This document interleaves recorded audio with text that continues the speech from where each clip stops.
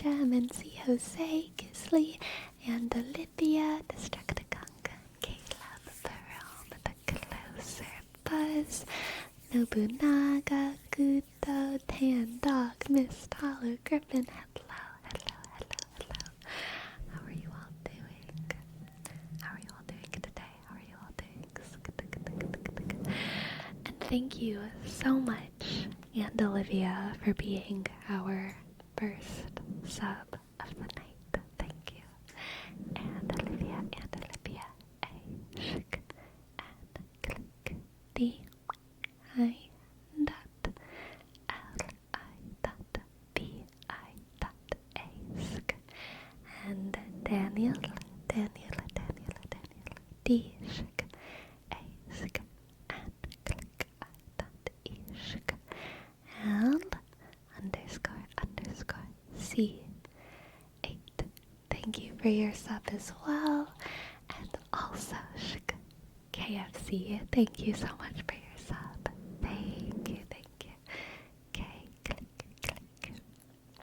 at C, S, E, shk, R, B, I, dot, A. Thank you,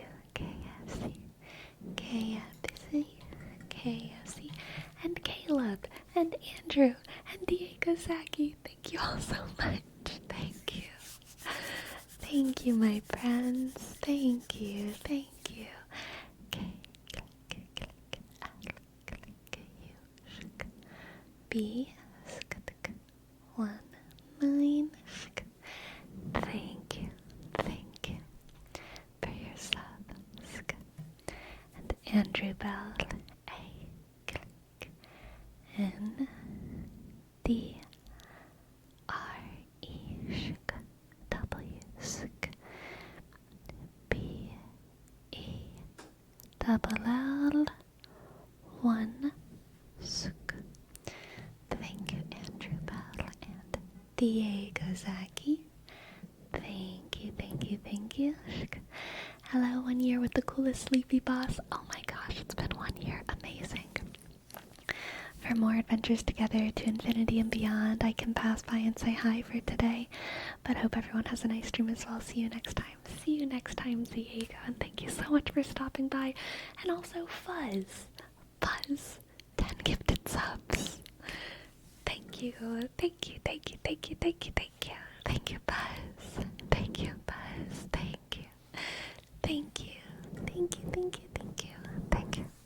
I appreciate it so very much.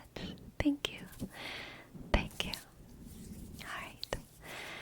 Diego Zaki, here's your name, Trace. Click. D, I, shk, E, G, O, Z, A, C, click, K, Y, shk. Thank you, Diego Zaki. And Destructicon, thank you for gifting a sub to Sagismund666. Thank you. S, A, G, I, dot, S, M, click, U, shk, N, D, 6, clickety click, 6. Thank you. And Fuzz, thank you so much for gifting 10 subs. Thank you so much for gifting 10 subs. Thank you so much, Buzz. P, shk, H, U, click, Z, 2, 1. Thank you. And Fome, thank you for gifting a sub. Thank you so much. Oh my gosh, you guys.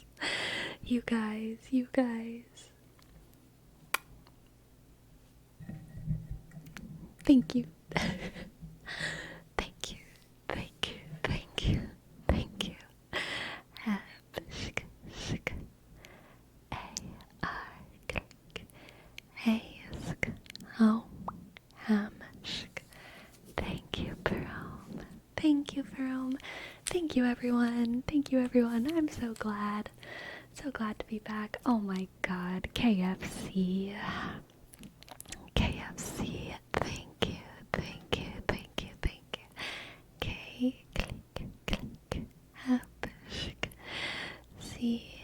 S. E. R. Shk. B. I. Dot. Hey. Click. Thank you, KFC. Thank you for gifting us up. And Green Ninja, thank you so much for your $15 tip. I would love to give you a tarot reading. I would love to. I would love to. I would love to. Sleepy's gonna lose her voice at this rate? No, never. I can't remember the last time I lost my voice. Can I? I feel like I can, but I actually can't. When have I lost my voice? I've had like a little bit of like throat soreness, but I don't think I've lost my voice for a long time. For a long time. Long time. Long time. A free request for Agan, if possible, $15. Thank you so much, Destructicon. Thank you, thank you, thank you, thank you, thank you. It's true, I do like yapping way too much to lose my voice.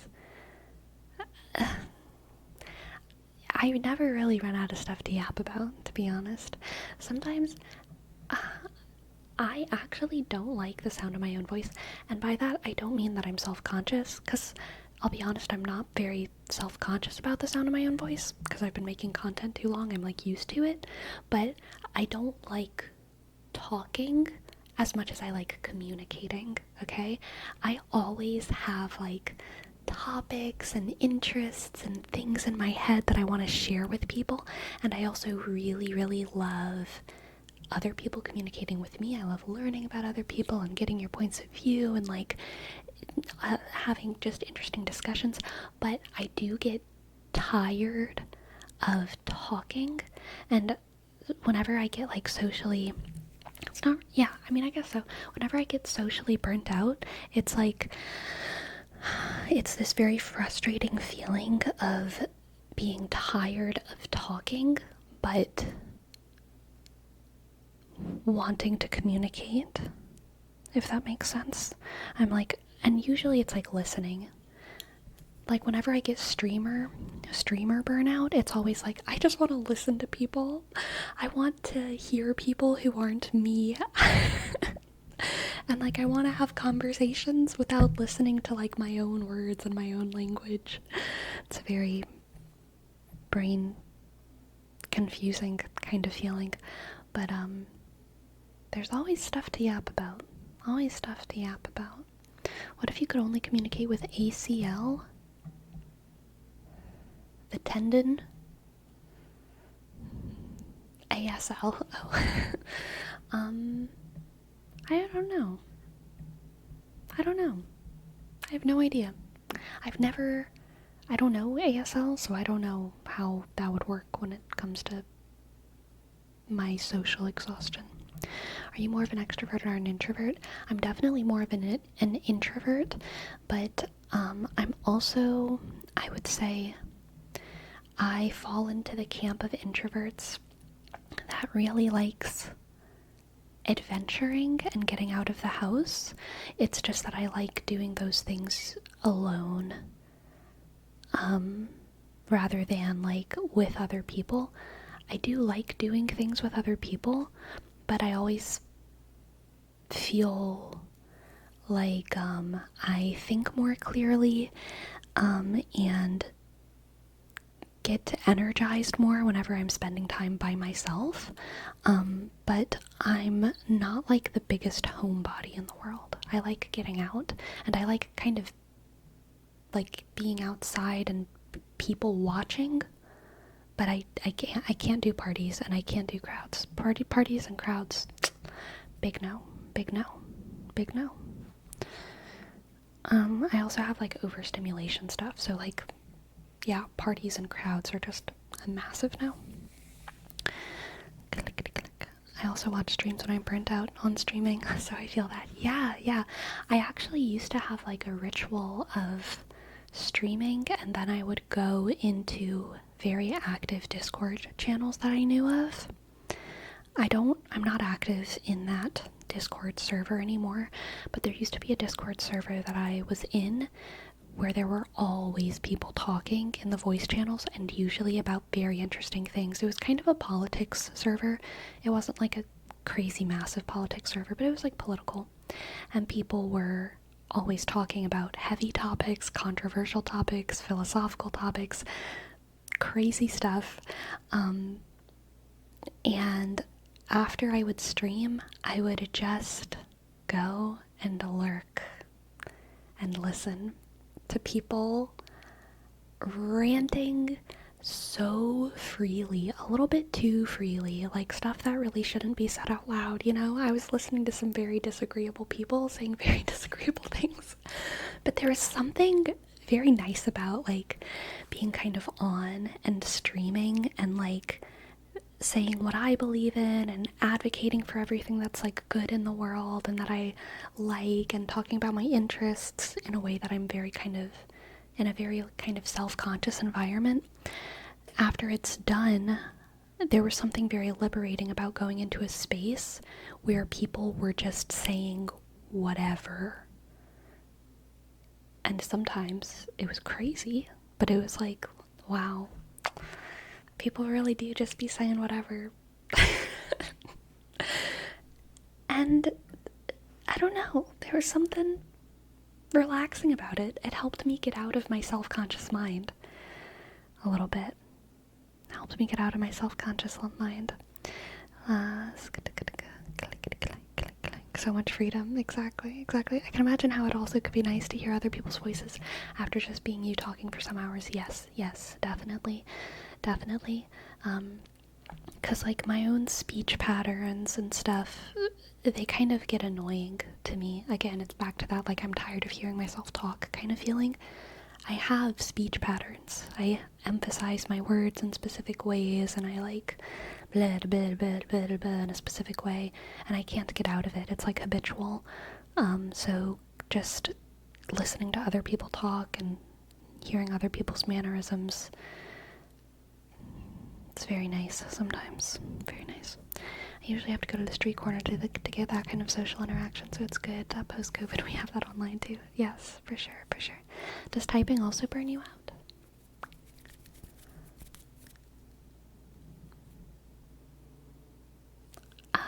I tend just not to type as much in general, so I don't know. I feel like typing, there's never a situation where I feel like I have to stay typing. So I feel like it's impossible to burn out typing because I just never am typing for that long. So no. Yeah, I'm gonna go with no. Today I was thinking about this question. After stream, how long does it take for your brain to get out of the streaming ASMR mode? Usually after stream I go to bed, so so I don't really know. But I would say to get out of the ASMR mode is pretty fast. I can get out of that pretty fast, pretty easily. But to get out of streaming mode, I think I've talked about this before, but, like, while I'm streaming, sometimes and I guess I kind of briefly mentioned it just now, but I kind of build up this slow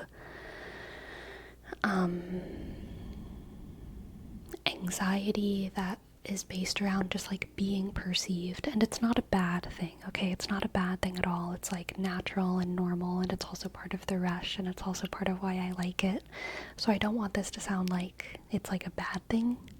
It can be a bad thing if I do too much, but, like, there's kind of just this slow build up of me perceiving my own perception, and sometimes whenever I stop streaming, I still have this anxiety where I'm, like, like going over things that I said in my head a little bit too much, and I'm like, oh my god, what if I said that wrong? What if someone takes that out of context? What if blah blah blah blah blah blah blah? And sometimes it can take me like a good night's sleep to kind of get over myself and remind myself, like, no one cares that much about what I say. No one's taking me too seriously, and it's probably gonna be fine. Now, of course, that might not be true. Someday there might be someone who does take me too seriously. Someday I might say something that is really bad, even in context, or that gets taken out of context and ends up being like an issue. That's totally possible. But I think it's unlikely within the ASMR space. I also do work pretty hard to like caveat a lot of my speech, and I'm glad that generally in this space we do listen to each other in good faith, and so it's like, yeah, less likely. But sometimes I do get paranoid, and it takes a good night of sleep for me to get out of that paranoia of like, which I think just comes with kind of being an internet person.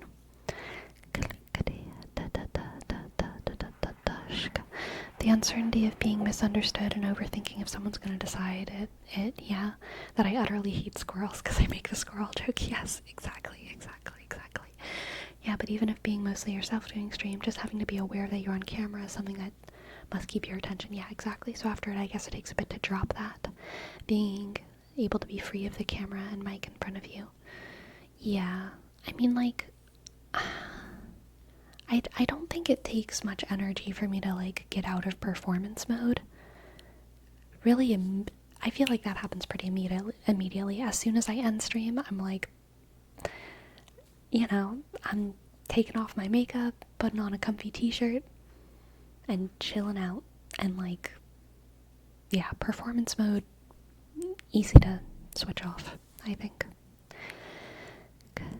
Yeah, when you have an audience, you have to be more careful what you say. People are gonna flag for saying pretty mild stuff. Yeah, for sure. When you've gotten out of performance mode, do you go into graphics mode? Yes, exactly.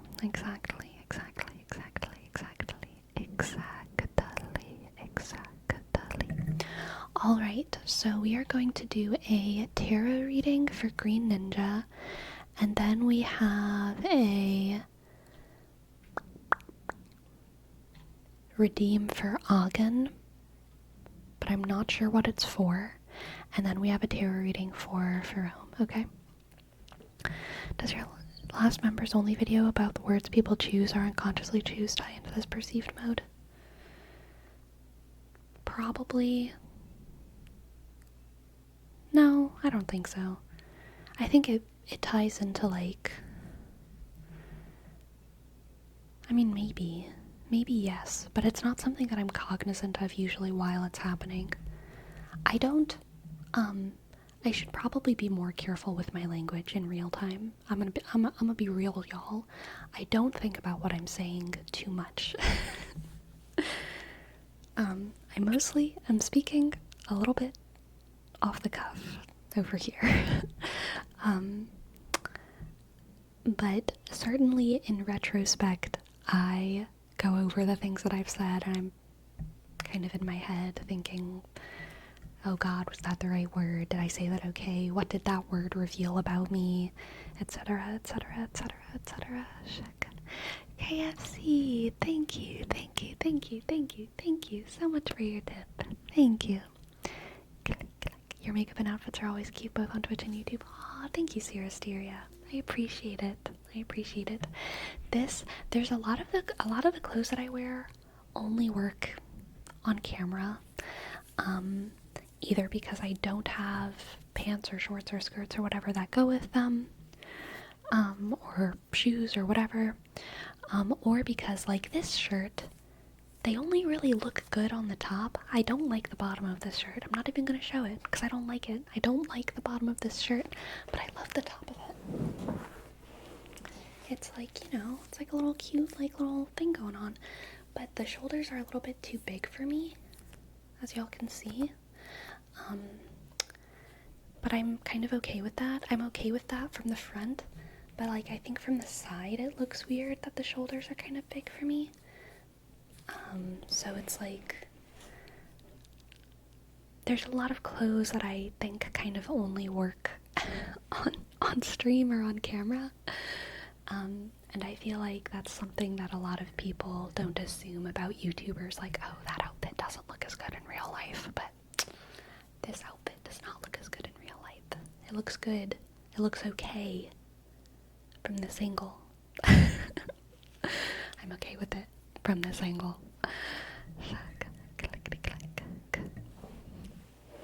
So you're saying your clothes are in deep performance mode? Oh, my clothes? Absolutely performance mode. 100%. 100%.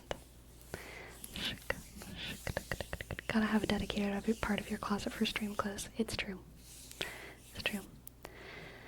Are the maroon strappy lace bits attached? Yes, and they're actually brown. Not maroon, but I could see how it could come across as maroon because of lighting reasons.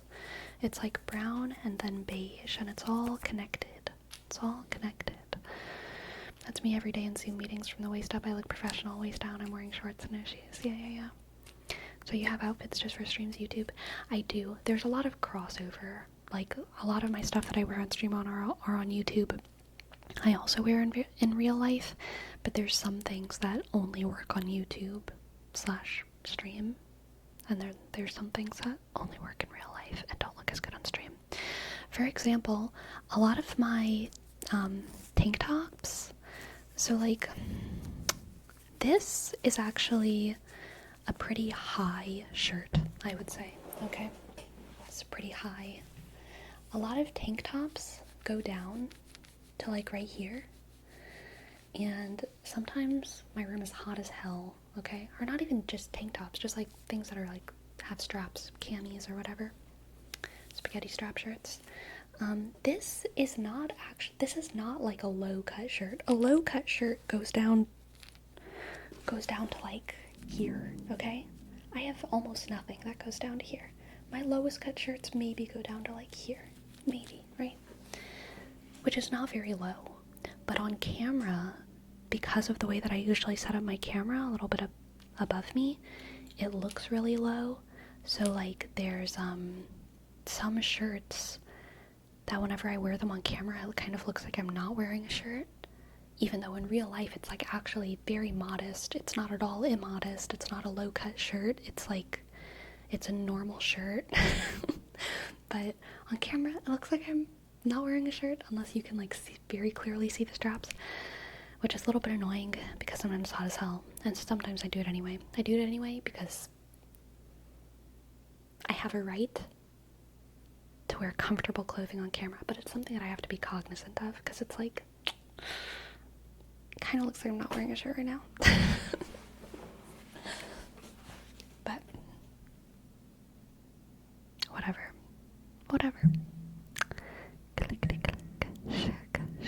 Okay. Number 1, reading for Green Ninja. We are using Woodland Wardens and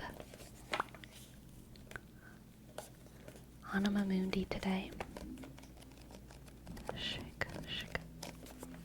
How dare you not wear a shirt? I mean, honestly, as long as I'm filming from here up, I don't see why I need a shirt anyway. But I do wear one. For stream, it makes sense, because, you know, anything can happen on stream. But why do I really need one?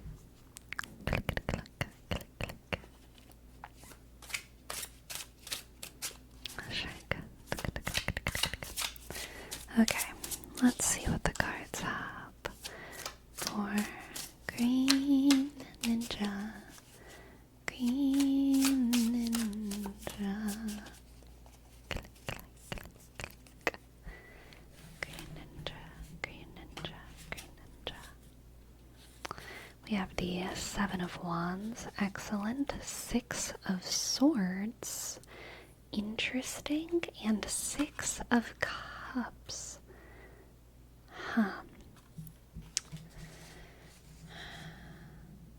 Ooh. Green Ninja, I think you're going to be achieving a childhood dream soon, okay? I think you're going to be achieving a childhood dream. Twitch requires you to be obviously dressed. That's actually really funny. Oh, Twitch. I mean, it's good. It's good. Okay, I understand. And look, I'm gonna be real. I pride myself in maintaining my status of being obviously dressed on the internet, but I do think it's a funny rule. Okay. Yes, Green Ninja, I think you're going to be achieving a childhood dream, and I think it's going to be something that you didn't have the ability to do whenever you were younger, probably because you didn't have as far of a reach as you have now as an adult. I think it's literally going to be like, I don't get the sense that it's directly related to money and resources. I have a feeling it has something to do with either time or distance. Like, you kind of just didn't have the space to do this thing as a kid. You didn't have the room. Your parents wouldn't have let you because it would have been too big of a time investment, or it would have necessitated travel, or like some kind of reason that is just makes things difficult whenever you're not in control of your life. But whenever you're an adult, it's actually like perfectly accomplishable. Accomplishable? Is that there's gotta be a better word than accomplishable. Achievable? I think that's what I wanted. Perfectly achievable. And yeah, I think you're gonna be able to, attainable. Attainable is a good one too. You're going to find that victory.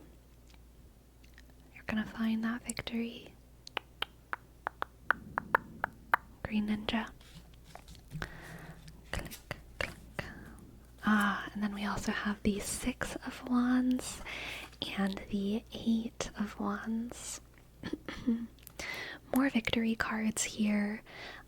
Also, I think there's going to be a sense of, I kind of get the feeling that there's going to be part of you in this journey, Green Ninja, looking back at your past, maybe at your parents, or it could have been your teachers, your siblings, anyone who was kind of stopping you from achieving this as a child. There's this sense of you achieving this goal in front of them and feeling a little bit extra pride because of that. Like a little like, ha ha ha, you thought I would never do this, but I'm doing this. You thought I would never do this, but I am doing this. I can do this. And then the 8 of Wands here is, I think, intensity, really. The feeling of intensity that comes with this achievement might be more than you expect. I think that this dream, accomplishing it, is no small matter. I think it will actually, I think it'll just bring a kind of new intensity into your life. Attention from other people, maybe new responsibilities, new skills that you have kind of in your back pocket. An entirely unmanageable quantity of wands. Lots of passion here. Lots of passion, Green Ninja.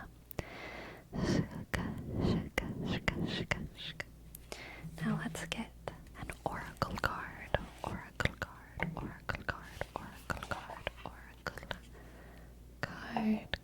card.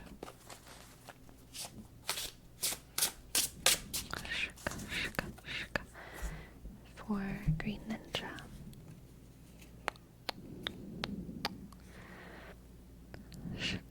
We have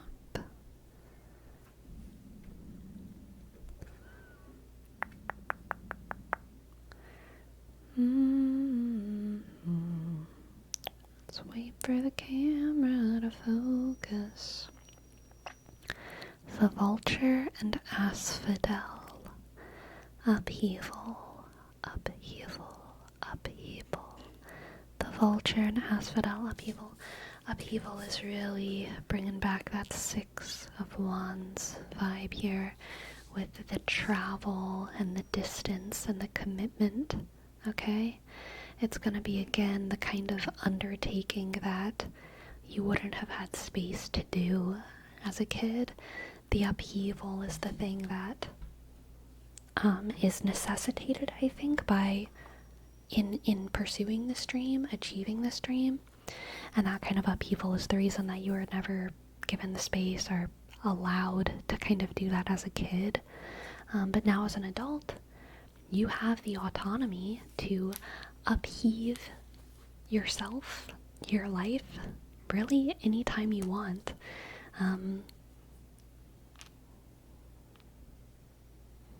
The only person who bears that weight is you. So you can do it. You can do it. You can upheave your life anytime you want. You can achieve your childhood dreams if you want. You have the means, okay? You have the means, Green Ninja. Thank you for letting me read for you. I hope that that resonated, and I hope that you enjoyed. Thank you, thank you, thank you. Thank you, thank you, thank you. Hello, Mailer Man. Welcome in, welcome in. That was an insightful read. Thank you. You're very welcome. I'm glad you liked it.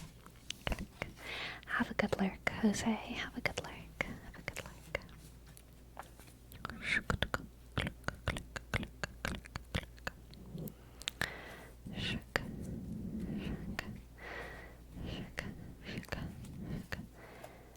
Did you start streaming or YouTube? I started YouTube first. Did you stream to very little viewers for a long time? I already had a platform whenever I started streaming, so I think even my earliest streams, if I remember correctly, had like 40 to 50 viewers, which I was super, super fortunate to have for sure. I did not start streaming to like 9 or 10 or, 3 or 4 viewers like a lot of people did. So I definitely had a privilege in that sense. Click, click. Yes, Agen. Yes, we will do a $15 reading for you. Click, click, click. Hello, Neatrix. Hello, Neatrix. Hello, Neatrix. It's a lot for starting, yeah. For sure. For sure, for sure. Okay, again, let's see. We have strength, the elusive strength. Page of Swords, and the Chariot. Oh my goodness. Okay, this is extremely, eager and youthful and productive energy, Agen. This feels like you are making so much progress early on in some kind of endeavor, at the beginning of a job, at the beginning of a video game. I just started playing WoW and I'm just like, oh my god, it's so fun to level. That's how I feel right now. I'm making so much progress. I'm leveling my character, blah. Page of Swords is very curious, okay? So this is the beginning of a journey that entails a lot of curiosity and learning, and I think it really is kind of, the beginning of a journey just always feels so satisfying because it's like those milestones come so easily. That early leveling, those levels come easy when you're only levels 1 through 15. And then it starts getting slow.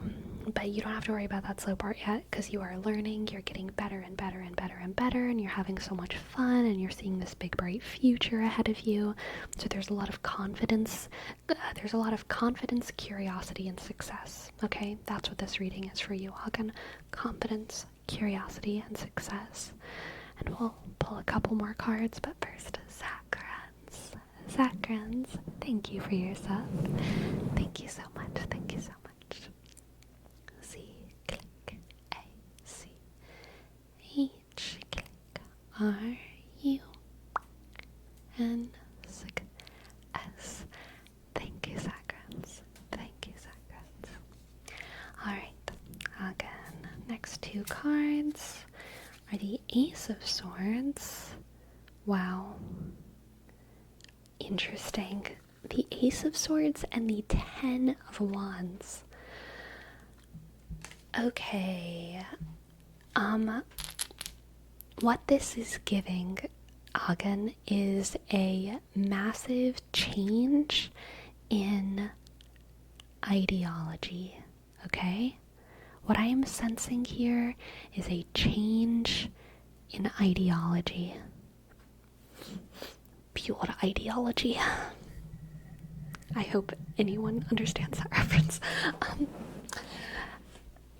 Yeah, I feel like you are getting hit in the head with some kind of revelation. That's our Ace of Swords, alright? You're going to learn something. You're going to learn something, and it's going to excite you, and it's going to make you curious, and it's going to make you want to go down this whole learning path of curiosity and success. Curiosity and success. And the Ten of Wands here is you being able to lay down the burden of some sad part of your previous ideological framework that you didn't realize was like an untruth that was holding you back. Okay? This is like this is when Bethany Beal from Girl Defined learns that it's okay for her to show her shoulders in public, because she shouldn't have to control the attraction of other men. You know what I mean? This is like when you're a repressed Christian person and you realize oh, actually I don't need to constantly be trying to control the sexuality of other men by hiding my body. Actually, that's their responsibility. Oh my god, Ten of Swords moment. Put that burden down. Put that burden down, okay? This is when, I'm trying to think of, other good examples.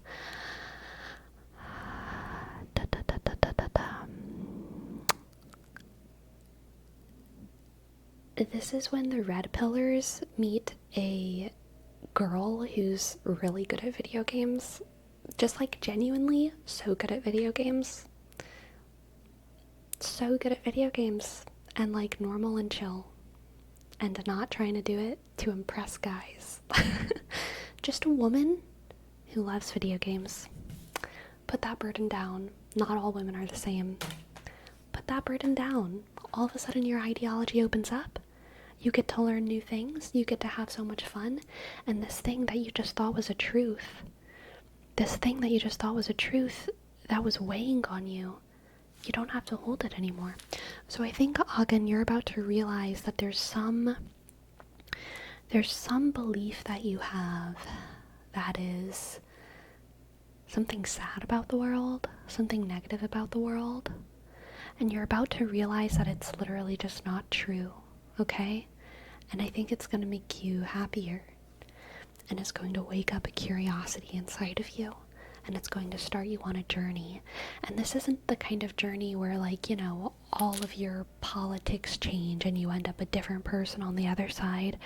This is just a journey where you realize that the world isn't as simple as you thought it was, and it's actually more complicated in a beautiful and positive way.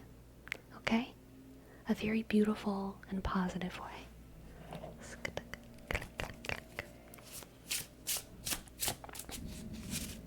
Let's get an oracle card for you as well.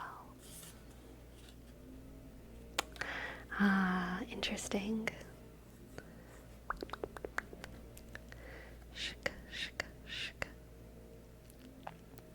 The snail and huckleberry, trust in the invisible.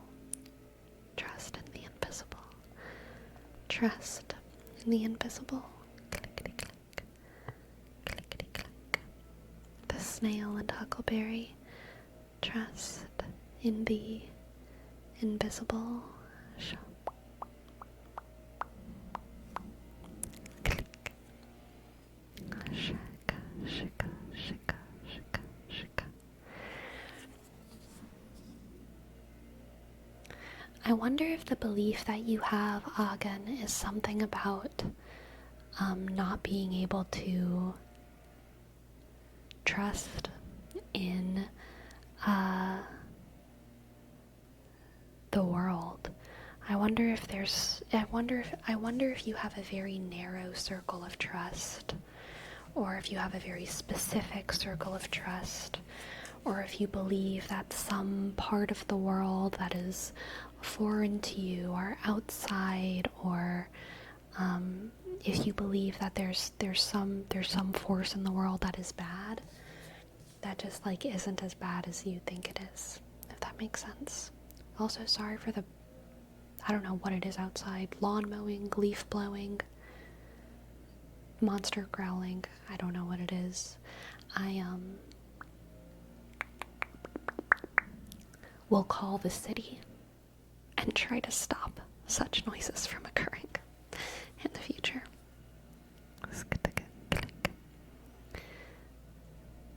It's giving leaf blower. I think so, lemon slut. But yeah, I think that there's, that matches so clearly with the Ten of Wands, putting down a burden.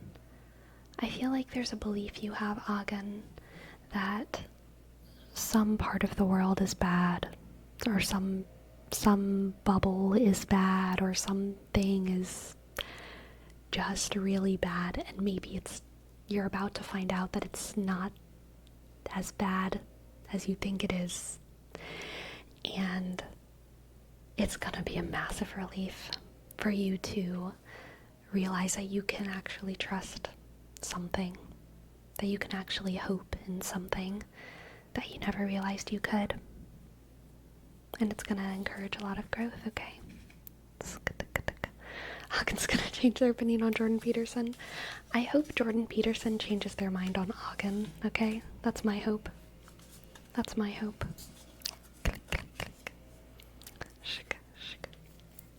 Thank you for letting me read for you, Agen.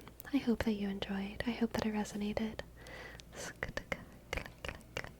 There's someone whacking weeds outside my window, so it's all just blending together. Nice. Nice.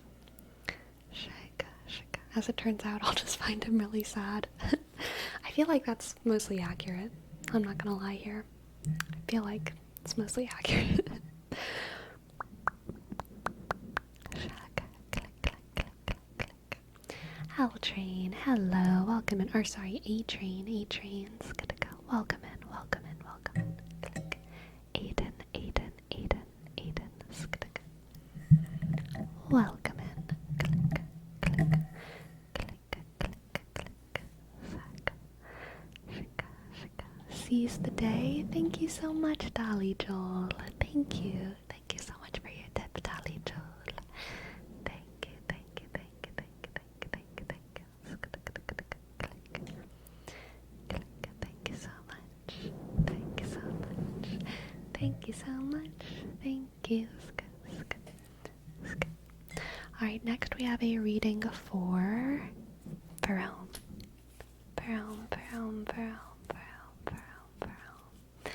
And yes, welcome in, Dolly Joel. Welcome in. Click, click. And KFC, thank you for gifting a sub. Thank you, KFC. K, click. App, shk. C, S, E, click. R, B, I, dot, A. Thank you, KFC. Thank you, KFC. I can potentially be more specific. It's a weird mental health journey thing that I don't really mind speaking about.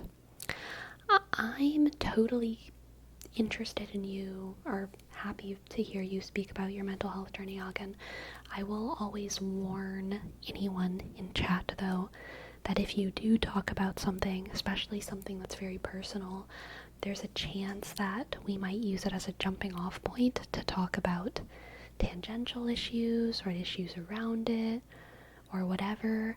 And if anything you're talking about is super raw and super personal, that might feel very bad for us to like use your mental health journey as a jumping off point or as a way to like delve into the topic in a more meta way. So if you are, feeling like, in any way, if you feel like it's a sensitive issue, Agen, I would recommend not talking about it. But if not, go ahead.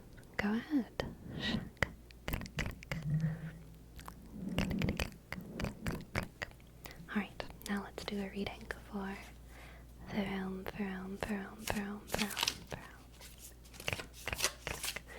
Alright, Agen, you got it. Agen. Not Agen. Fome.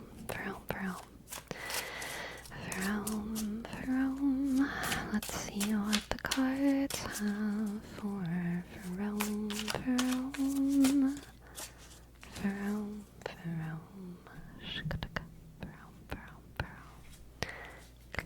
We have the 10 of Cups.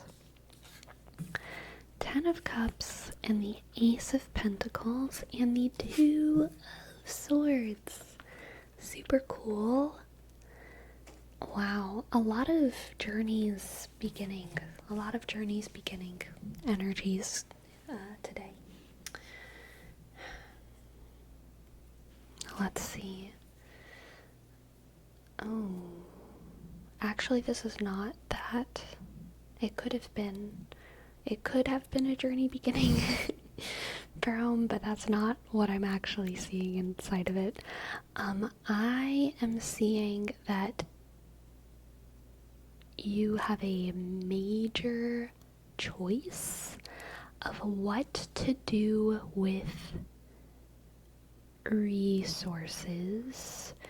And I think no matter what you choose, Fome, you win in the end.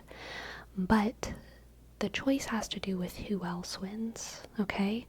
This is kind of like choosing between hiring 2 different people, choosing between 2 companies to collaborate with, choosing between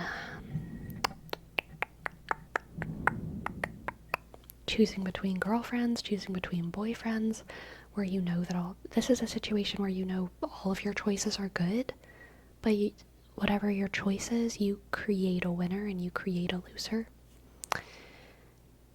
You're winning, and someone else or something else is also winning, but there's also gonna be a loser, and it's kinda up to you, Fome.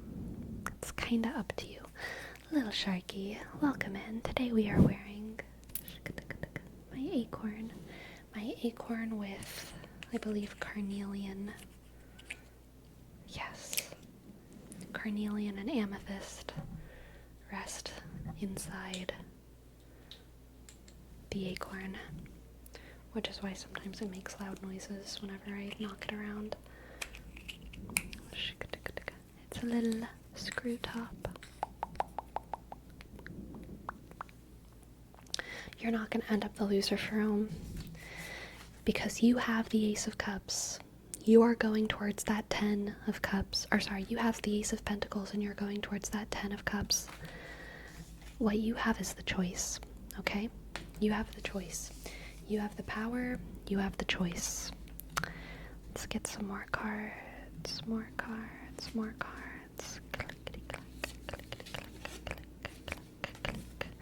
We have, once again, the 6 of Wands and the 3 of Cups.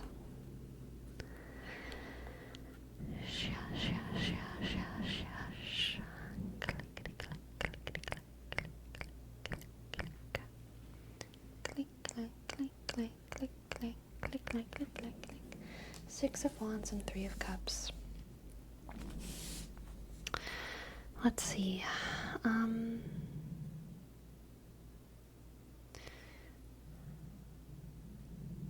Honestly, what I'm seeing here is actually much more positive than the first half of this reading.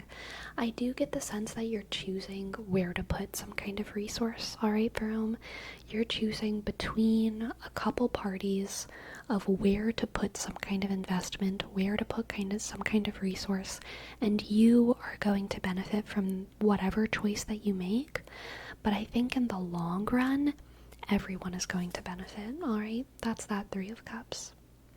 That's that Three of Cups. Whoever you don't choose to give this resource isn't going to hate you, isn't going to be in a bad relationship with you down the line. It's really going to be a situation where everyone is a winner eventually, but right now only one party is the winner who you choose, okay? But I think that you're going to be making a decision for multiple parties here, okay? Multiple parties. You have the power, you have the choice, and everyone benefits in the end. This feels very networky to me, very businessy, very like political, honestly. Not in the sense of like politics, but in the sense of like instead of political, I should have just said transactional. This feels very transactional, like everyone is trying to figure out how to maximize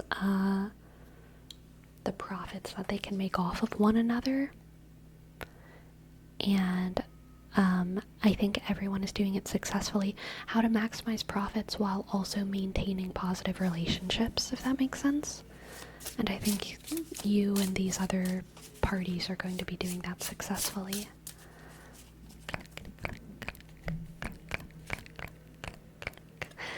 Perfect. We have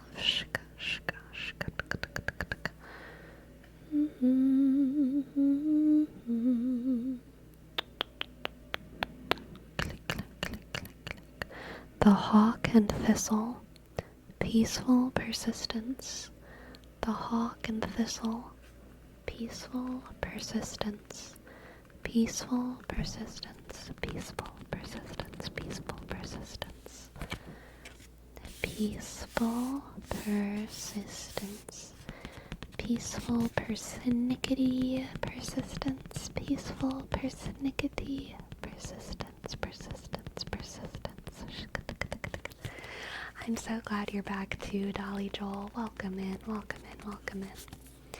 Anyway, Fome, I think this reading just feels like a room of good adults, okay? This reading feels like a room of good, mature adults who all kind of know that you're not there to be each other's friends. You're there, frankly, to profit off one another, and you're there to be polite even when it's uncomfortable, and you're there to take some L's and be able to come back into the same room a year later and be polite again so that you can profit off of one another even though you didn't last year.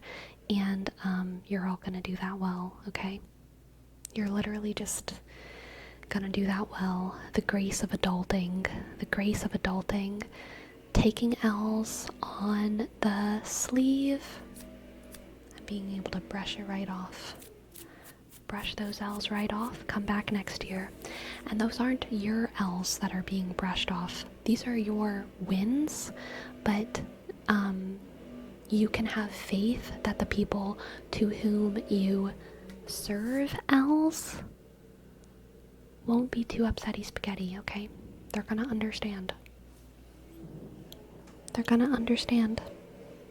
They're gonna understand. Click, click. Thank you very much, for letting me read for you. I hope that it resonated, and I hope that you enjoyed. This leaf blower outside is really harshing my vibe, y'all. I'm not gonna lie. It's like...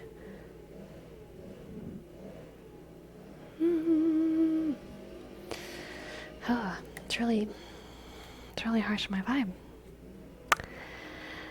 Grazie mille, sleepy. Mie? I don't know what that means. I know what grazie means. Prego, but I don't know what mie means or mille. Is that like thank you very much? The past couple of readings I've gotten have been, as you said, transactional, but it's really been fitting just how I've been working on an initiative that's going to make everyone's work harder, but at the same time maximizing profit for the company. There you go. But I have a feeling I'm not going to be too popular when it's released and people realize I made it. Oh no. I have faith in you. Thousands of thanks. Mie. Is it a, L? Do the Italians do L's like people in Spanish do L's? Is it a y sound? I don't know. I kind of feel soft L. I don't know what that means. Is it? I don't know what a soft L is. I'm not gonna lie. What's a soft L? What's a hard L? I don't know what that is.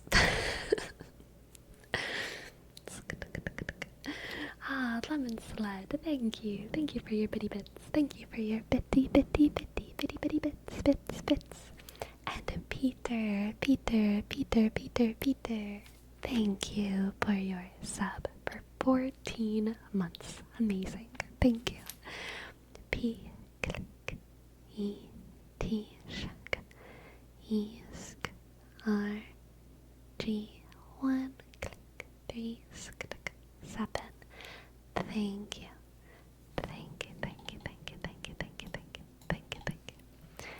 Don't say it like yeah, but la. Okay, la. So, grazie mille. Grazie mille. Grazie mille. Mille. Alright, and let me make sure. I think the next reading was for KFC, but I want to make sure. Yes, KFC, excellent. Let's see what the cards have for you.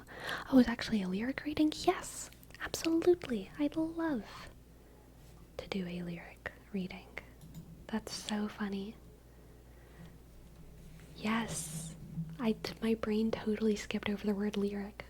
I'm just realizing just now how funny it is that they're both called readings. Because my brain was hoping to request a bit of a longer reading. And it works for both lyrics and tarot. That's so funny. But yes, I would love to do a long reading for you. What can I read for you?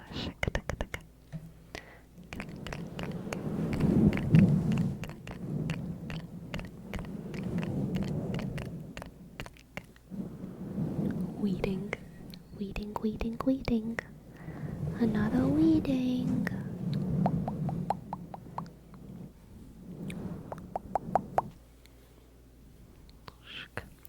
Un momento, por favor.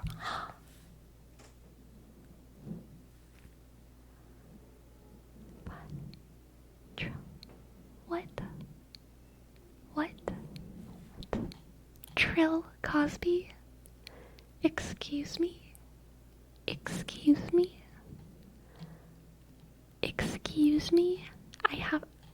I have to scroll to even see all of the subs that you just gifted. 20 gifted subs? Thank you so much. Thank you so much, Trill Cosby. That is so very generous. Thank you. T click R-I double L C O S B Y 0.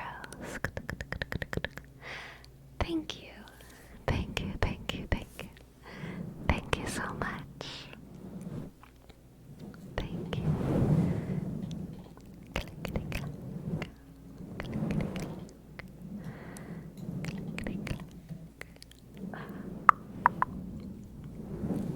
Immaculata, Immaculata, Mille. Mille Immaculata.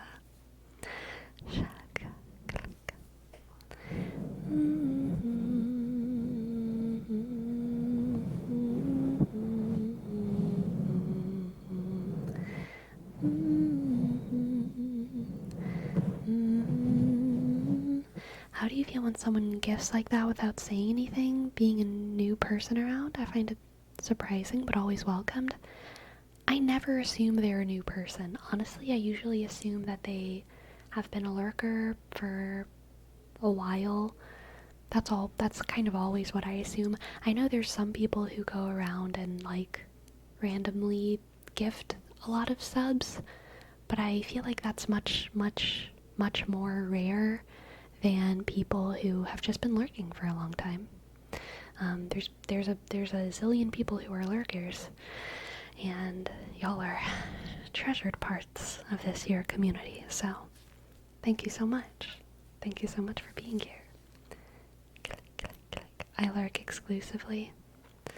Welcome to the chat, Trill Cosby. Welcome to the chat.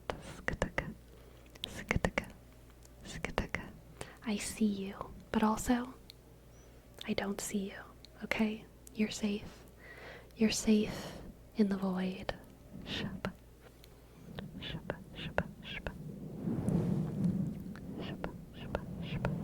Thank you for your patience. It's in the Discord. You've got it. You've got it.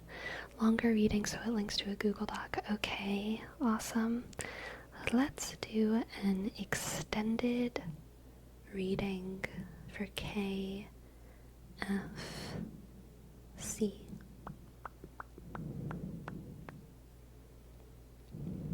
Alright. Brave little Abacus. Every time I cry about your transience, I replace it with the thought of the growing moon.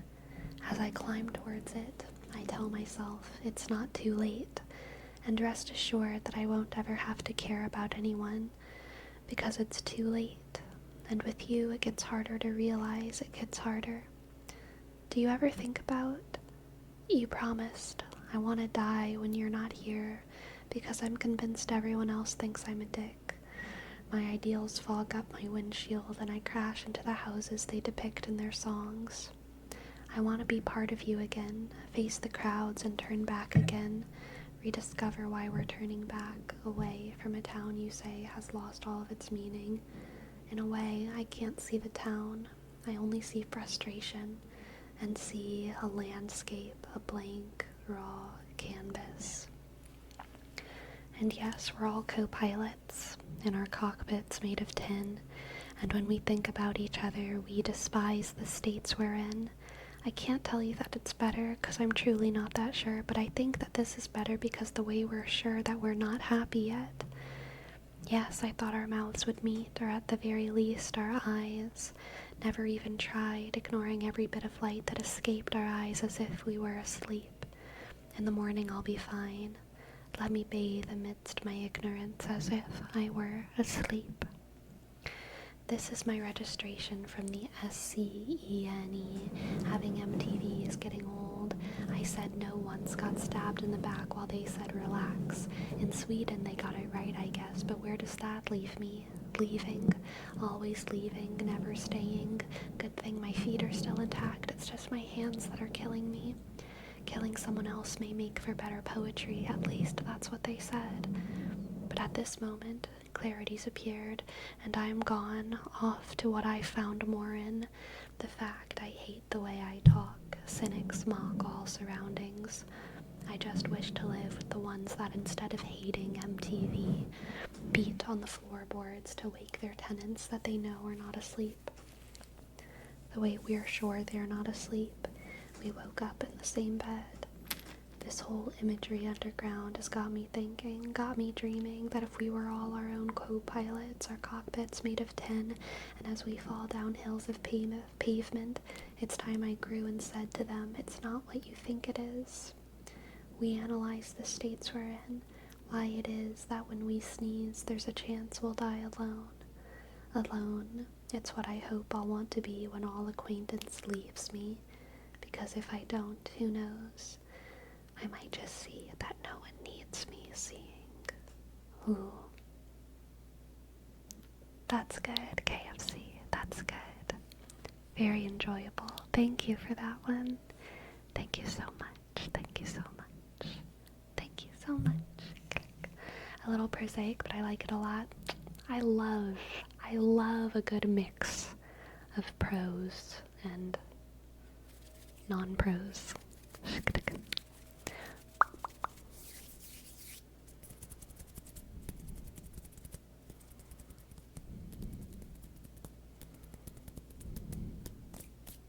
Hello, Yako, Yako, Yako, Yako, Yako, Yako.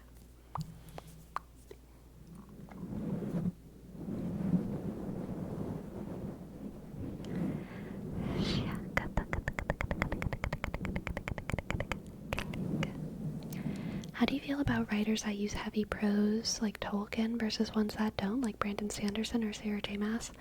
How do I feel? I love them both. I love them both. When it comes to readability, non-prose goes much faster. It's more consumable.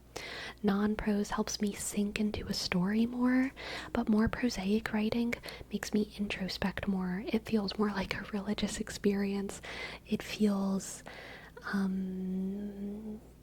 more deeply important. I'm gonna be dead honest. Peter S. Beagle strikes me, his prose strikes me oftentimes more than Tolkien's. I can't remember the name of All the Light We Cannot See. His writing really struck me, struck me. It's very prosaic and very beautiful. Yeah.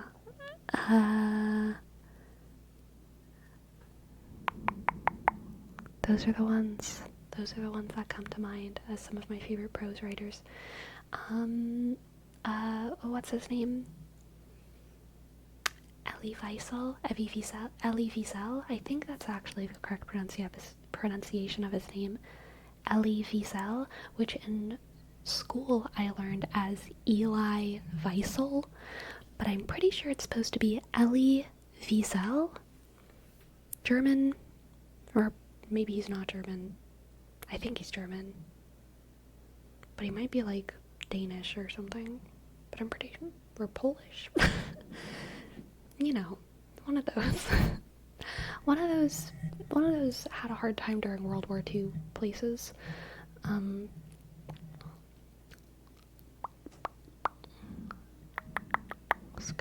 don't think he's Polish. I think he's probably German. Elie Wiesel. Elie Wiesel, yes, Fome, yes. Romanian? I never would have guessed that. Oh my god, I'm so wrong. That's crazy. Later naturalized as an American? I think I did know that. Because I remember when he passed away, he was, like, American. Because he was, like, on the radio. I remember. To be fair, that's not a typical Romanian last name. Yeah. I don't know what a typical Romanian last name is either, but it sounds, it looks so German to me. Wiesel. Do Romanians also do the W as a V thing? Do they even do that? Do they even do that in Romanian? The W makes a V sound?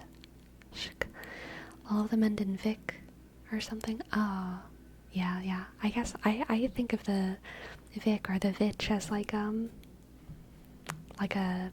Russian or a Slavic thing. Is Romanian Slavic?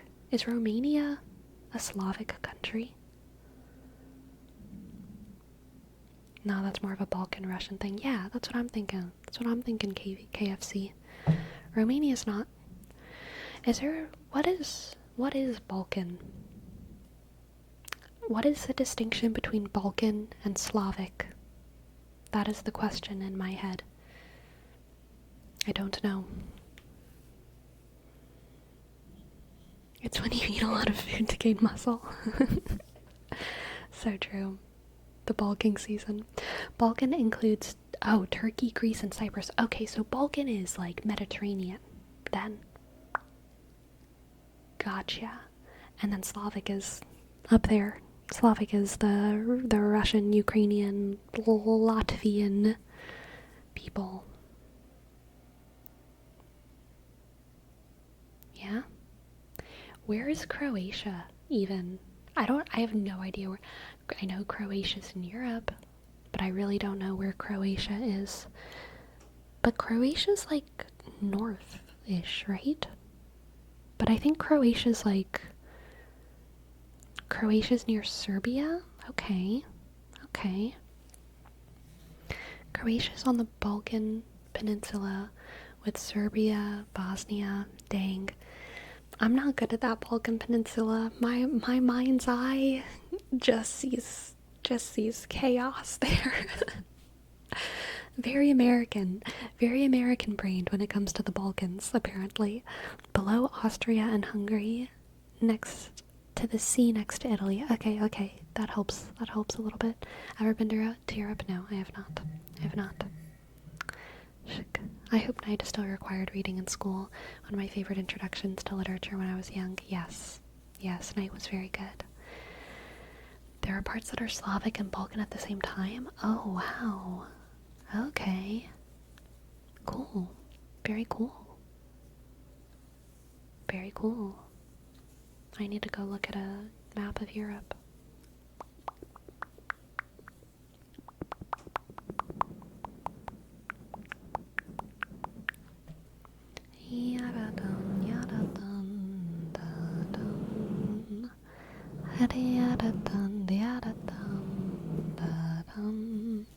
Dolly had some lyrics too?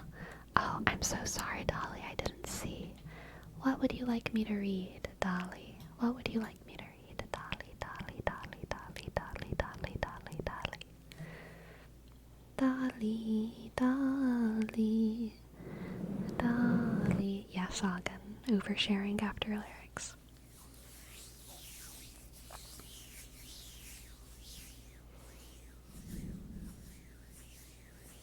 No compasses, no maps, but she found a way to strike into our hearts. Is that a song? Am I supposed to Google that, or are you just saying that? I don't know. I'm gonna Google it and see what happens. Oh, Seize the Day by A7X. Okay, thank you. Seize the Day, A7X lyrics.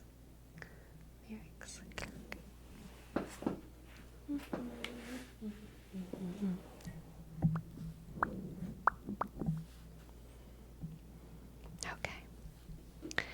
Seize the day or die regretting the time you lost. It's empty and cold without you here. Too many people to ache over. I see my vision burn, I feel my memories fade with time, but I'm too young to worry. These streets we travel on will undergo our saved lost past. I found you here, now please just stay for a while. I can move on with you around. I hand you my mortal life, but will it be forever? I'll do anything for a smile, holding you till our time is done. We both know the day will come, but I don't want to leave you. I see my vision burn, I feel my memories fade with time, but I'm too young to worry. A melody, a memory, or just one picture. Seize the day or die regretting the time you lost. It's empty and cold without you here. Too many people to ache over. Newborn life replacing all of us, changing this fable we live in.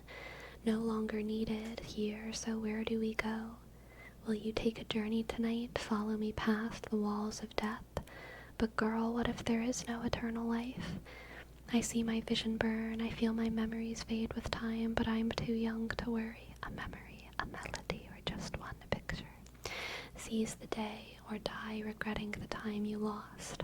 It's empty and cold without you here. Too many people to ache over.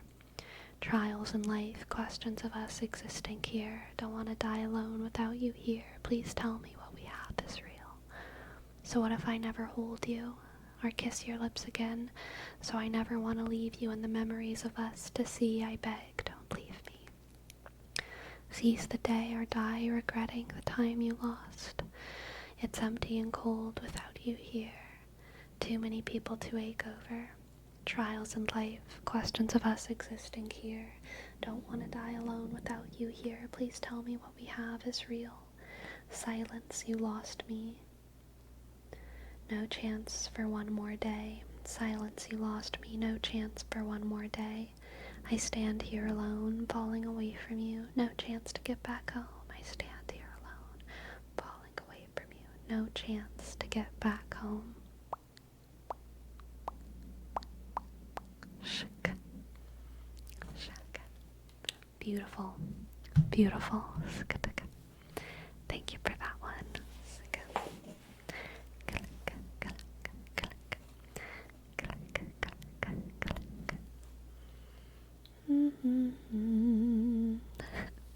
Fome, yes, absolutely. What can I read for you? What can I read for you? Thank you for your dip. Thank you, thank you, thank you. I'm gonna turn on my light here because I feel like it got a little bit dark. What can I read for you? Now there's a hair. Boop. Shika. Shika, shika. Shika. Shika, shika. Hello, bird nerd. Bird nerd. Someone told me by the big killers. Bitte, bitte, bitte. You got it. Someone told me by the killers.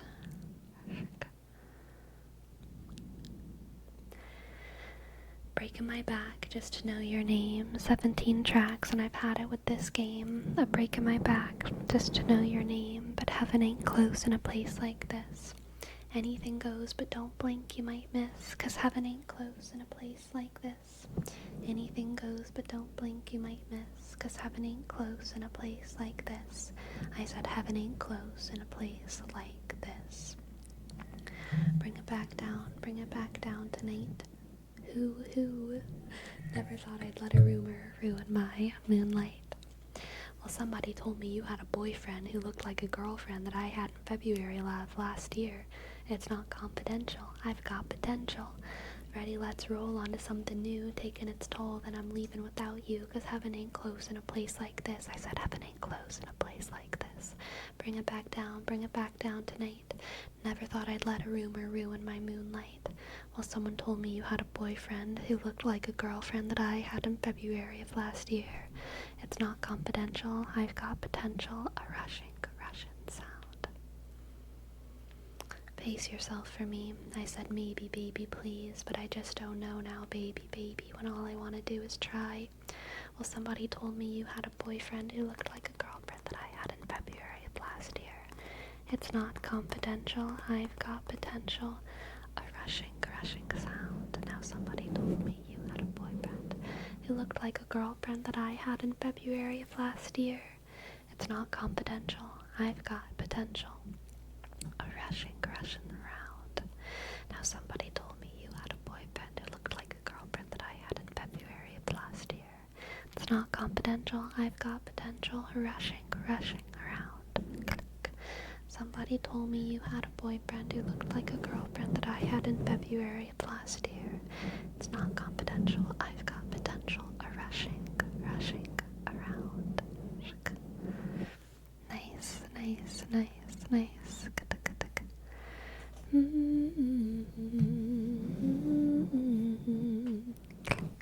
Click. Gern geschehen, Frau. Gern geschehen.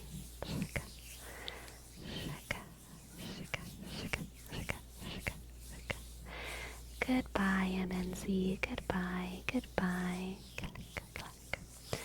How's the gym been going lately? Excellent. Today was arm day. Rah. Feeling good. Feeling army. Yes, Destructicon. Please stop, I feel threatened. Oh, I'll never stop. Did you say Gern geschehen? Yes.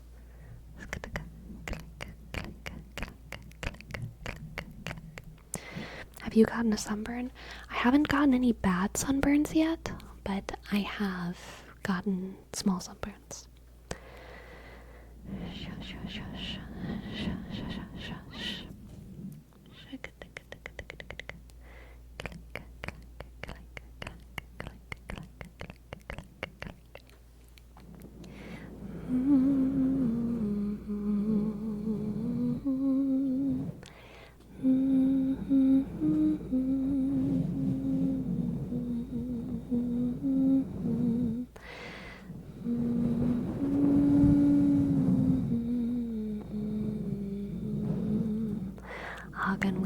ready. We are ready for your journey, the journey you foretold. I was just approved to undergo ketamine treatments for my depression. Supposedly, this will allow my brain to open new neural pathways. Oh my god, you're like an AI. What the heck? Which may actually very much allow me to put things that burden me down and see things differently. It's definitely entered a territory for me, so I find myself being pretty hopeful for the first time in a while for this to lead to some actual change. Honestly, when someone says open neural pathways, it sounds like magic. To me, it sounds like AI. So who knows what'll happen. That's very exciting, Agen. I'm very happy for you. That's very interesting as well. It's crazy what chemicals can do for our bodies. It's crazy what chemicals can do for our bodies.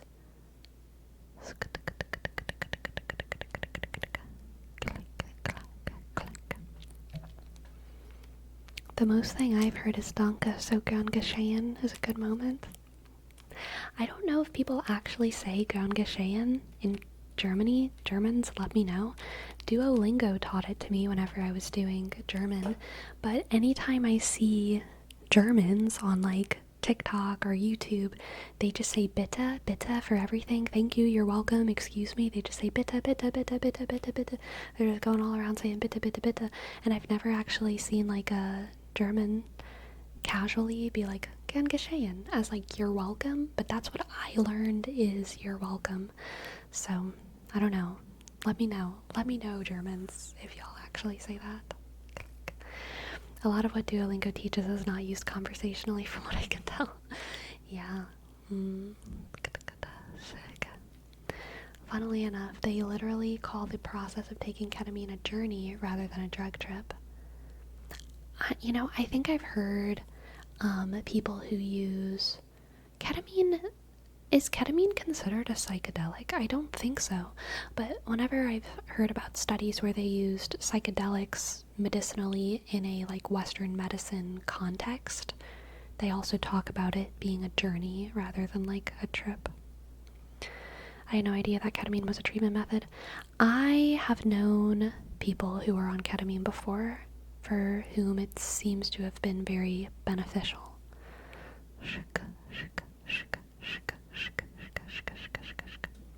Gern geschehen is like, please? That's so weird, because I definitely learned it as you're welcome. German has High German and Conversational German. Most Germans just use bitte for please and thank you. Interesting.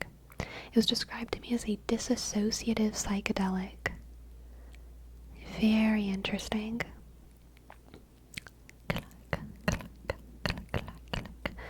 Peyote is a journey? Yes, I've heard that as well.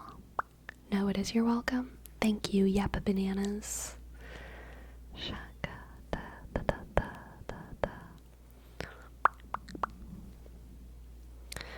I think that the biggest benefit of legalizing drugs is that it gives scientists and I don't want to say medical practitioners, I should say researchers.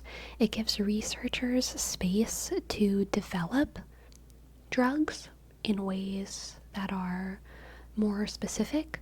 It gives researchers the space to actually do trials and treatments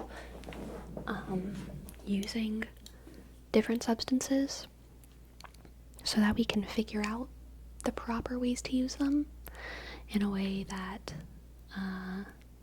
can actually benefit people, and even create new synthetic substances that are, I'm not going to use all the right science words here, so I apologize, but it can give us the space to do research that is based off of drugs that maybe at one point were criminalized, so that we can make new treatments that are good.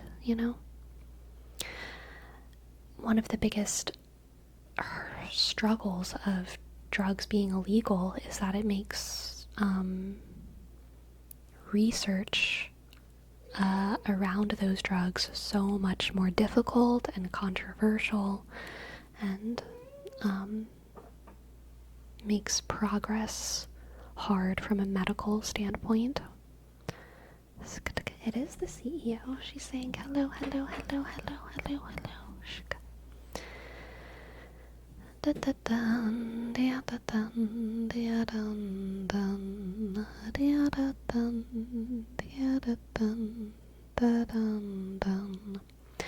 And also, you kill the illegal market and provide a better approved product for the users, right? Especially people getting ones that might be dangerous, right?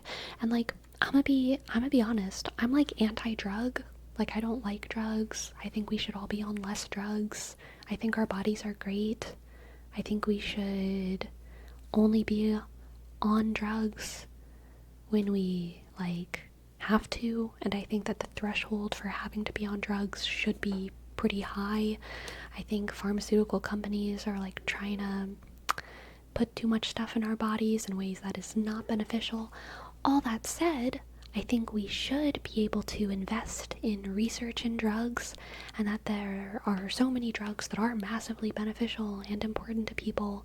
And I am also super pro human agency and us deciding what goes in our bodies, and autonomy, and like, you know, even though I don't like drugs, I don't really care what other people do with their body.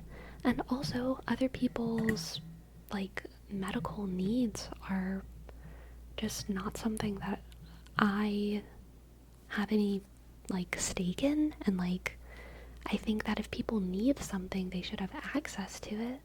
And I think that if researchers are interested in researching something, they should be able to research it in a way that's productive. And I think that we can like save the world whenever scientists can save the world, you know? Scientists have the power to save the world in 1,000,001 ways.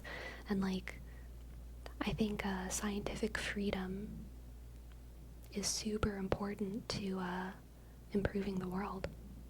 So like, I'm all about it. I'm all about it. And I'm also all about like trial and error, including trial and error with our bodies. Even though I don't like putting like drugs in my body, I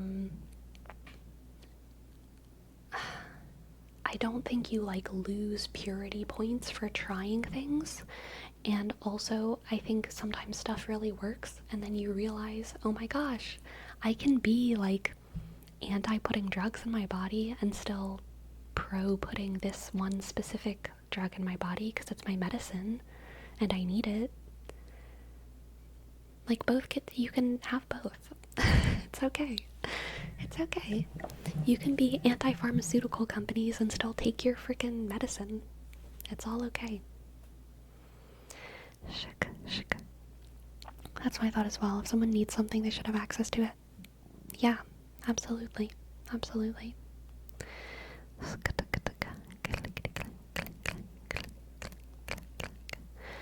Sleepy's thoughts on steroids, performance enhancing drug. I don't know what the S stands for. Is it steroids? Performance enhancing drug steroids? I don't know. I don't know if I have big thoughts on it. I think again, I want people to be able to do what they want with their bodies. Obviously, I think it's clear they're unhealthy for like longevity and intelligence, and like it's pretty obvious that taking those things is unhealthy for your body, but like I think that people should do what they want with their bodies. Autonomy is like a pretty big value of mine. Yeah. How about alcohol? Same. It's obviously bad for you. It's not bad for you. It's not good for you in moderation. Alcohol is just bad for you, okay? It's just bad for you. But again, I don't think we need to like have a purity mindset around it. If you do drink alcohol in moderation. It doesn't make you like a bad person or a lesser person or anything like that. You don't, you know, lose points for like drinking the wine at mass or whatever, but like alcohol is bad for you, and that's obvious. Smoking is bad for you, and that's obvious. I still think you should be able to do what you want with your body. Obviously, there's a point at which you shouldn't, because maybe you're harming the people around you and ruining your life, and maybe you need to go to rehab or something. What is it, girl?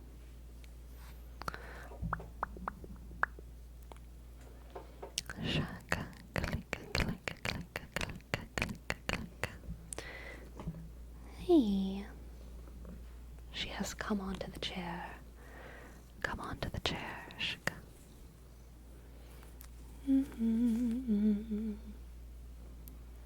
I just don't want people to promote and encourage steroids. Yeah.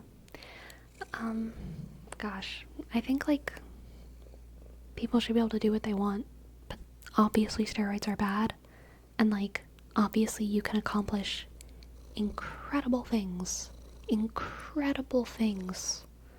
without doing steroids. Oh my god, you can accomplish so much without doing steroids.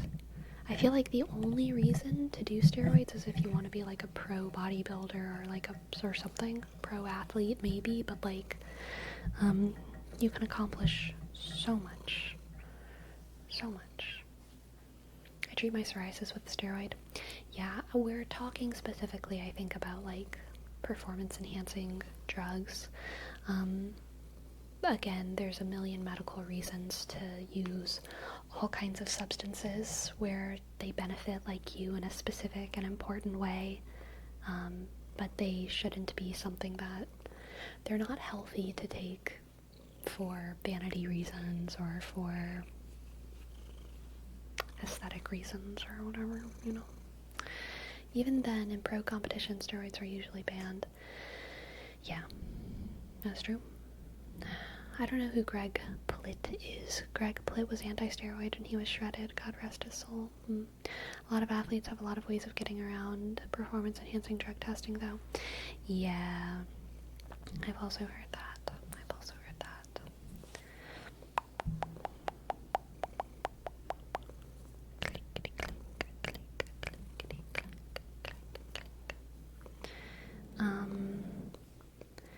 I think, like, honestly,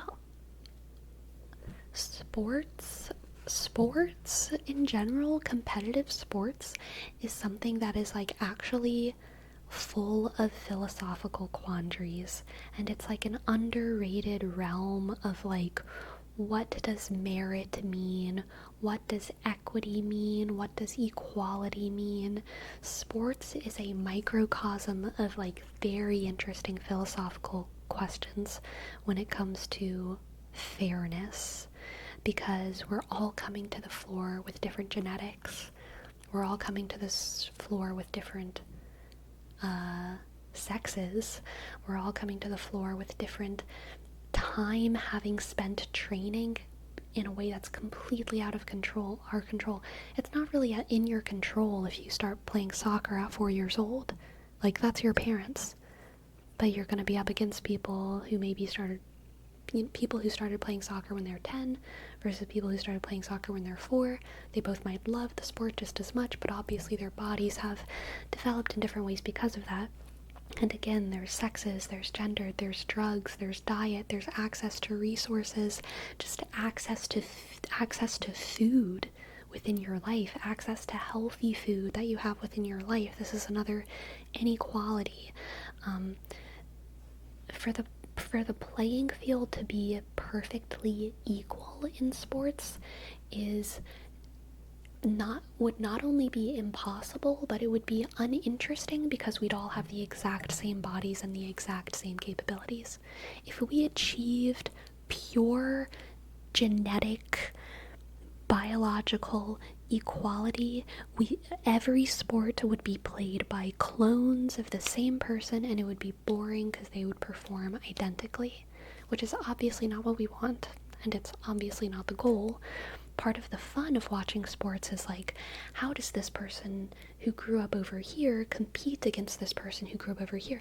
How does this person who trained in Muay Thai match up against this person who trained in boxing whenever they're doing MMA? Like, how do all of the different variables of our life, this person started training when they were 5, this person started training when they were 10, this person was trained in X, Y, or Z country, in X, Y, or Z school of thought, this person was trained in this other place, this person started with endurance training, this person switched sports at some time in their life, this person is on steroids, this person was on and then got off, this person, like, all of these different variables are kind of what makes it interesting.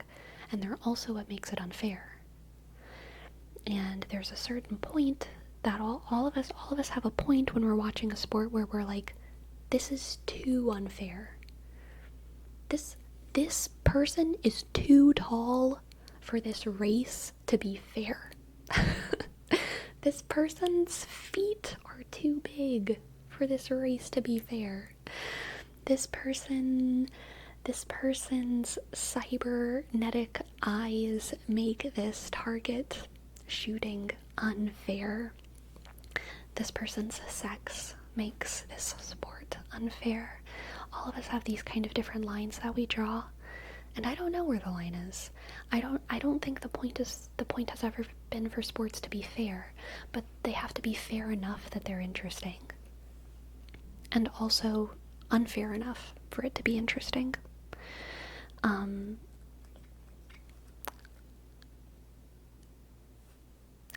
Every athlete is impressive. Every athlete is impressive. There's no Olympic athlete, there's no professional athlete that isn't impressive and that isn't an example of human biological achievement, that isn't an example of incredible willpower and determination. Like, it's always going to be impressive and inspiring, and never because it's fair. It's never been fair, but it does have to be fair enough for it to be interesting. But what that means is going to be kind of different to everyone.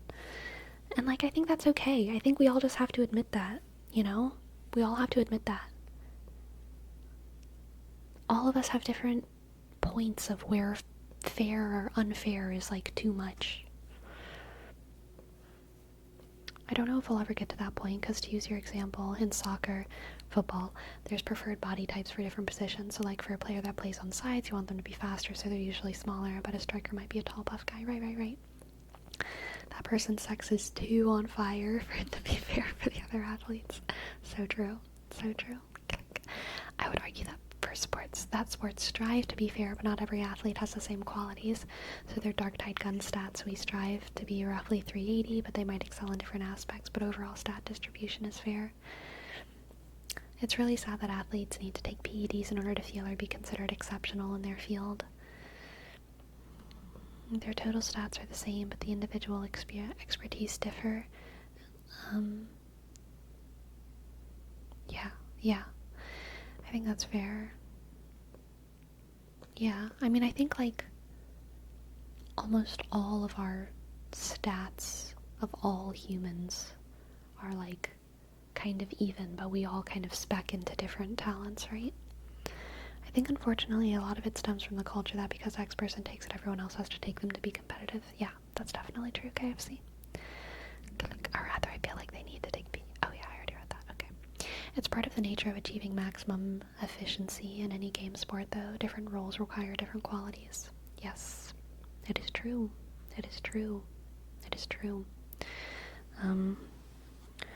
My cat is making biscuits on my thigh. It is a little bit painful.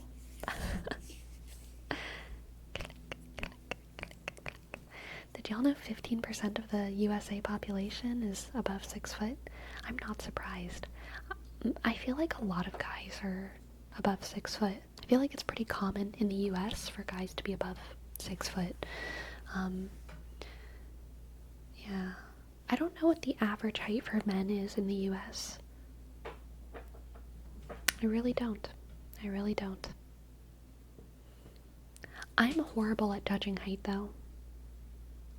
5'8"? 5'9"? I'm horrible at judging height.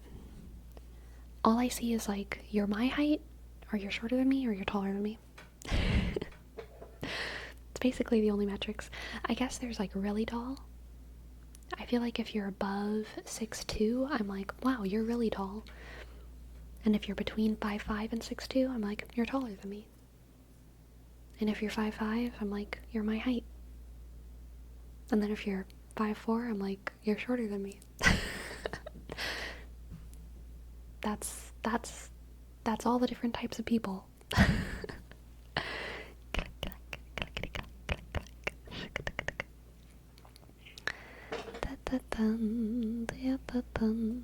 I feel like 15% is very small for people who are above 6 foot, considering that 6 foot is considered average height for an American male.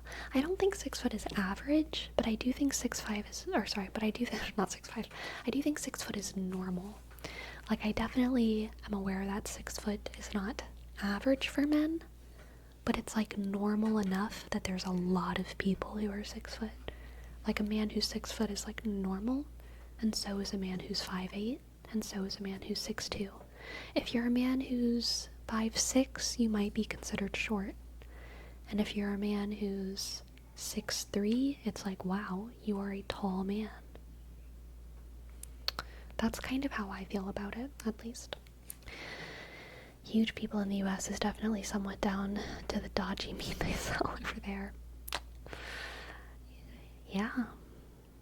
It's all the milk we drink as kids.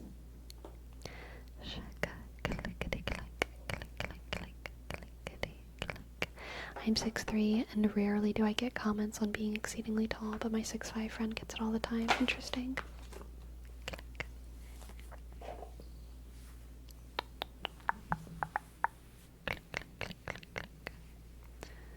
We love our antibiotic foods, exactly. It's all of the bacteria that's keeping the rest of the world short. Clearly. Hello, Gaylord. Welcome in.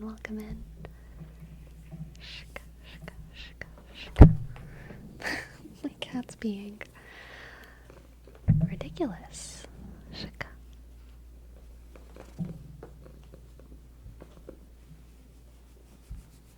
Scratchy.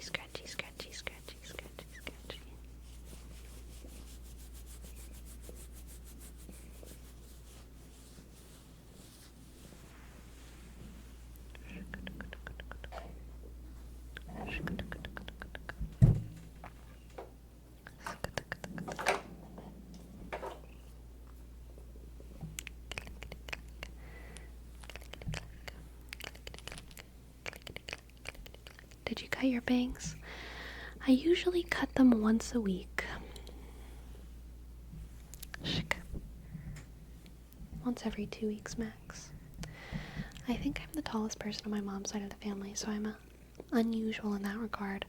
I also think there's only one person on my dad's side of the family who's taller than me. They grow that fast. Well, I really keep them exactly at the height that I want them to be at, you know? So, like, they don't grow that fast, but, like, they grow every day a little bit, and I like to keep them where I want them, you know?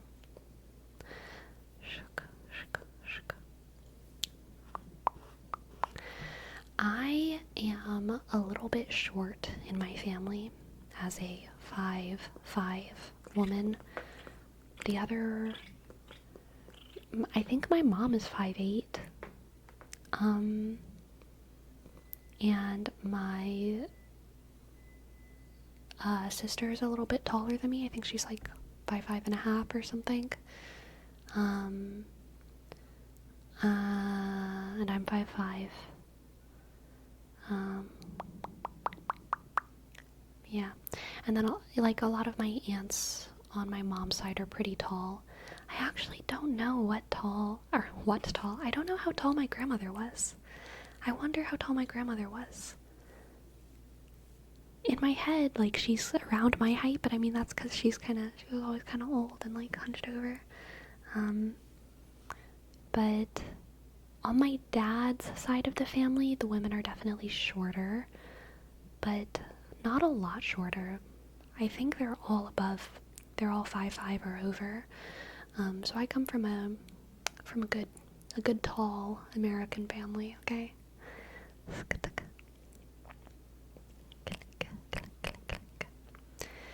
Yeah, my mom is tall, and she wears cowboy boots too, so with a little heel on them, you know?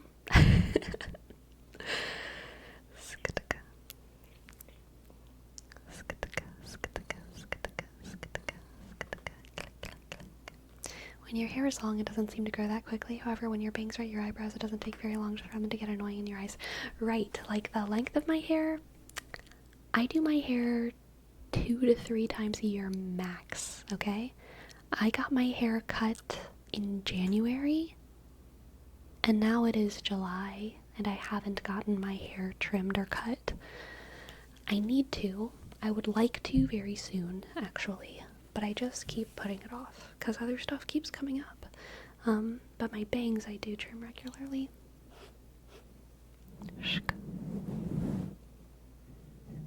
Your grandma was 6'8" in her prime, maybe. My grandfather was very tall, like 6'5". I remember he was almost too tall for his job. There were like regulations on machinery that he could and couldn't use, and he was almost like too tall for it. Yes, Destructicon. You called it. You called it. He was almost too tall for his little planes. He used to tell stories about how when he was measured, he would kind of hunch a little bit. He would kind of hunch over a little bit, you know? So, yeah, he was very tall. So a lot of the people in my family definitely got their height from my grandpapa.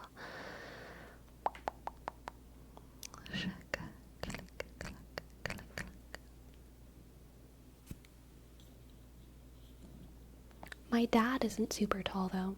I don't think my dad is 6 foot. I think my dad is probably also 5'8" or 5'9", if I had to guess. But I'm not totally sure. Being too tall is definitely an underrated issue. No shoe sizes ever. Yeah, for sure. New ASMR video. You're too tall to work at the coal mine, so Sleepy has to squish you into regulation size. Exactly. Is he shorter or the same height as your mom? I don't know. I don't think about their heights. I'm gonna be honest. I just see them as 2 people who are taller than me.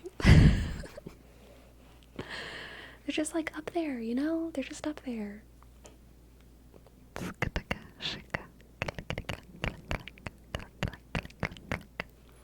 The boots might give the win to your mom. Yeah, that's probably true. It's probably true.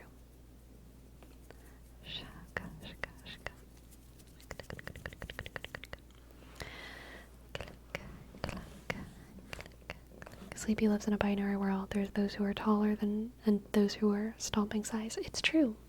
That is how it is.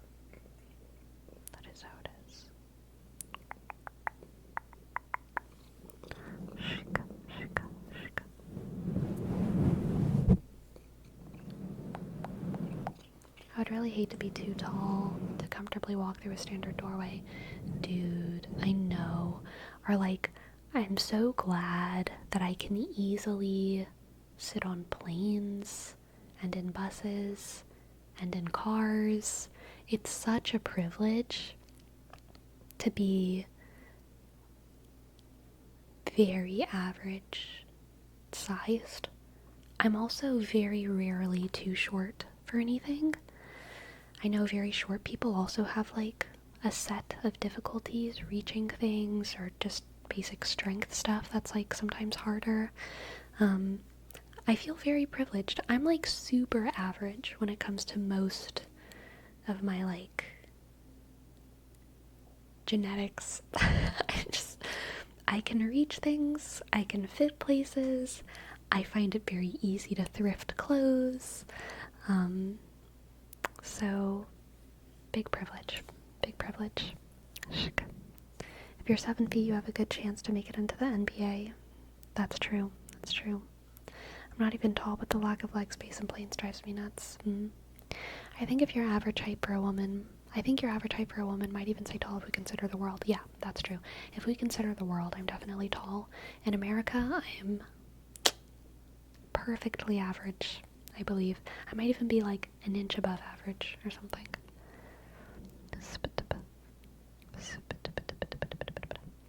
Congrats on being chosen by the universe to fit perfectly into things. Thank you. Thank you, Kay. Thank you, K-Tup. So you like your height? I do. I do. It's versatile. I can do anything I want with my height. I can be whoever I want to be, okay?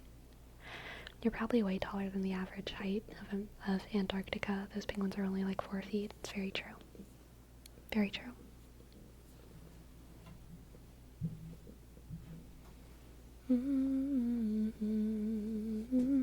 Now, of course, there's specific situations in my life where I feel like, oh, I'd rather be taller, or oh, I'd rather be shorter.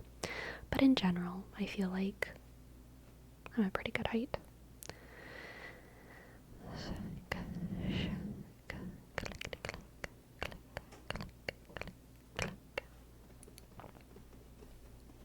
Did you ever hear about the Netflix movie Tall Girl? That girl was like 6'2" and they treated her like a freak of nature.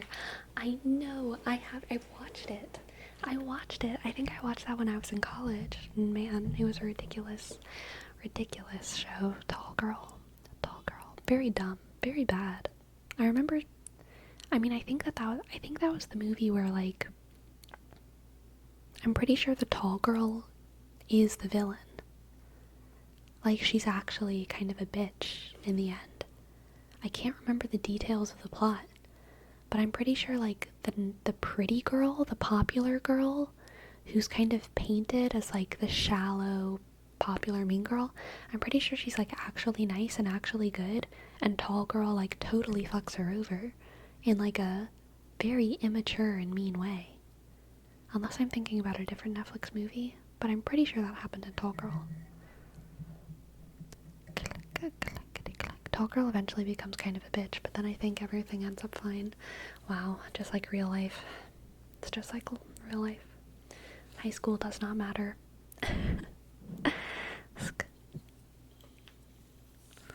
Does being 5'5" come with disadvantages in the gym, or is it fine? It's definitely fine. 5'5" is not too short for the gym. Not at all. Not at all.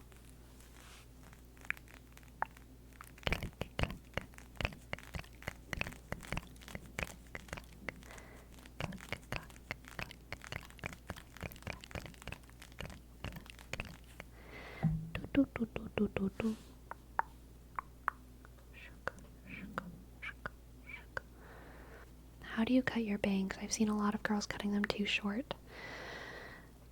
I just get a comb and I make sure that I brush them forward. I do it dry, not wet, and then I just cut them. My biggest issue is that I have pretty strong cowlicks, right? So whenever I cut them, I kind of pull my hair straight down. But then whenever I, like, mess up my hair, sometimes, parts look shorter than others just because of the way that my hair kind of curls, and sometimes that can be unpredictable in the end. It'll look uneven even though the actual length is the same because of the way my hair sits. But I just err on the side of caution and cut less rather than more. Like, honestly, which is part of the reason why I have to cut them, like, every week, because I'm always, like, doing it a little bit too long, this is a little bit too long. But I'd rather it be too long than too short. See, I always have this going on. These hairs, they never want to sit the way that they should.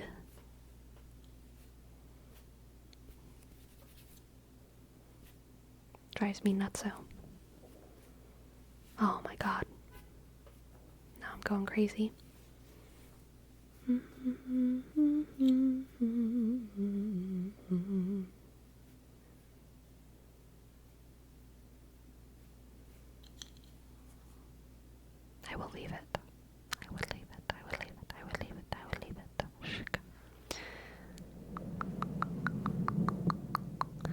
Maybe you shouldn't have let all those Louisiana cows lick your head when you were growing up.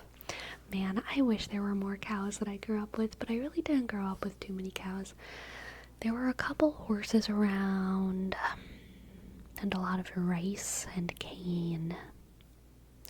Cane fields, so many cane fields. If we went on road trips around Louisiana, we saw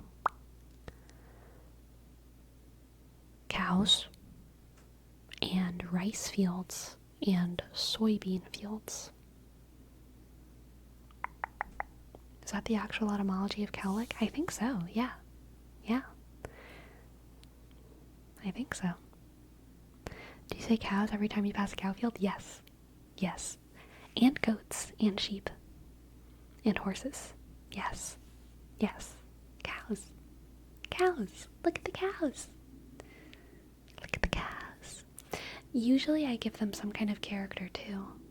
Like, you know, if it's sunny, it's like, look at those happy cows. Look at those happy sun cows. Or like, oh, look at those sleepy cows. Or like, look at those fuzzy cows. Or like, look at the baby cows. Or like, look at those summer cows. Or, oh, those are winter cows. Or, oh, those look like hungry cows. Or, look at that mud cow. That cow's in the mud.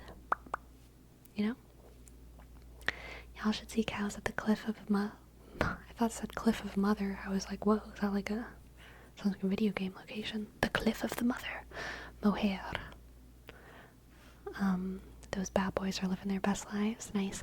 I love those fuzzy cows. I love a yak. Is that what a yak is? I don't even know what a yak is, but I know that I love yaks. It's always so cute seeing the lambs. I know I love little lambs. Little lambs are so cute. I'm gonna get a tattoo of a calf on my calf wearing a cowboy hat. Good, good. Yak is a Highland cow. Yes, good. I love yaks. I love yaks. I usually yell moo at the field, so cows are jealous that there's a fancy cow driving by them in a car. Gosh, there used to be this cow field in Baton Rouge. I used to live in Baton Rouge, and there used to be this specific cow field that I would walk past, drive past pretty routinely on the way to the levee, where I would often sit and read or walk. And the cows, there were so many of them, and they would always come up to the fence, and I would feed them the grass from outside the fence, which is obviously better than the grass inside the fence. And they were usually very happy about it. They were very social cows. Baton Rouge is one of the coolest names of all time. Yeah, it's alright. Red stick. Red stick. The grass is always greener on the other side of the fence, it's true. Did y'all pet the cows? They weren't super interested in getting pet. They mostly just wanted to eat the good long green grass, you know? Red stick is fire. But what is the titular red stick? I believe it's a reference to the Native American. I could be really wrong about this, but I think it's a reference to the natives who lived there. But it's obviously French, so it was named, like, I think by the French, but talking about the natives. So I think maybe the indigenous people who were on that land had a red stick. I don't know. I wish I knew the history better, but I don't. But I do think it has something to do with the native population that was there and is not any longer, unfortunately. Baton Rouge is abstracted enough to not be cancelable. Yeah. Can you prove this by Google? Derived from a red cypress pole that marked the boundary between the hunting grounds of two Native American tribes, the Homa and the Bayou Gula. That makes so much sense. The Homa tribe is one of the tribes that still exists in Louisiana, and it's not federally recognized, okay? There are people in my life who consider it their life's mission to get the Homa tribe of Louisiana to be federally recognized so that they can benefit from federal recognition as a indigenous group, as a tribe, because there are still people who are Homa tribe, but they are not considered part of a indigenous group, so they can't, get on the college things and the other things. Why are they not recognized? Because they're not big enough. There's not enough of them. You know why there's not enough? Because they were extra oppressed. Okay? So it turns out the more oppressed you were, the less resources you have, actually. It's a problem. It's a complicated problem, and I understand why it's complicated. Obviously, larger groups do need more resources, and they have, and maybe deserve more representation because there's more of them, right? I understand that. But also, it's not their fault, that they're so small, and they still suffer from a lot of the same forms of, economic oppression as the people in the bigger tribes, if not even more. So it kind of sucks. Kind of sucks for the Homa people. I don't know about the Bayou Gula. I don't know if they're still around in any way in Louisiana. I really don't know. But I do know of the plight of the Homa tribe. And Homa itself is the name of a big city, or a mid-sized city in Louisiana, in very South Louisiana. Homa is one of the biggest cities in South Louisiana. Where I come from, Homa was the biggest town within reasonable driving distance. I come from South Louisiana. Yeah.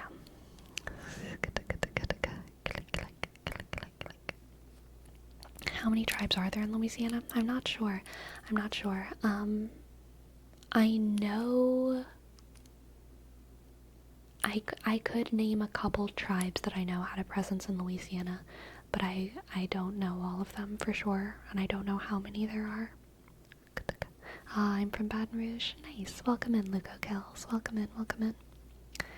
It's almost like we need some nuance in how people got here. Yeah, true. Them not being recognized won't help them growing, though. Yeah, if anything, more of them will abandon the cause and eventually disappear. Yeah, they're definitely a dwindling group.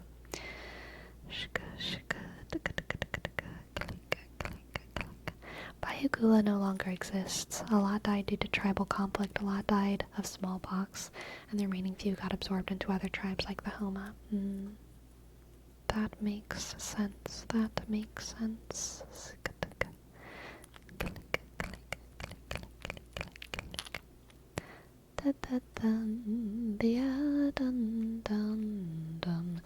I know, there's a lot of things in Louisiana, as in the entire United States, are named for Native American groups, but some of them are just named for Native American areas, or they use Native American words. And so because of that, I can name different bayous that I know are Native American words, or towns that I know are Native American words, but I'm not sure how many of those are whole tribes. Homa is the name of a city and also the name of a tribe. Choctaw is the name of a tribe, but I don't think that there's a Choctaw city. But I know that the Choctaw were around Louisiana. And then there's Ponchatoula, Cocotree,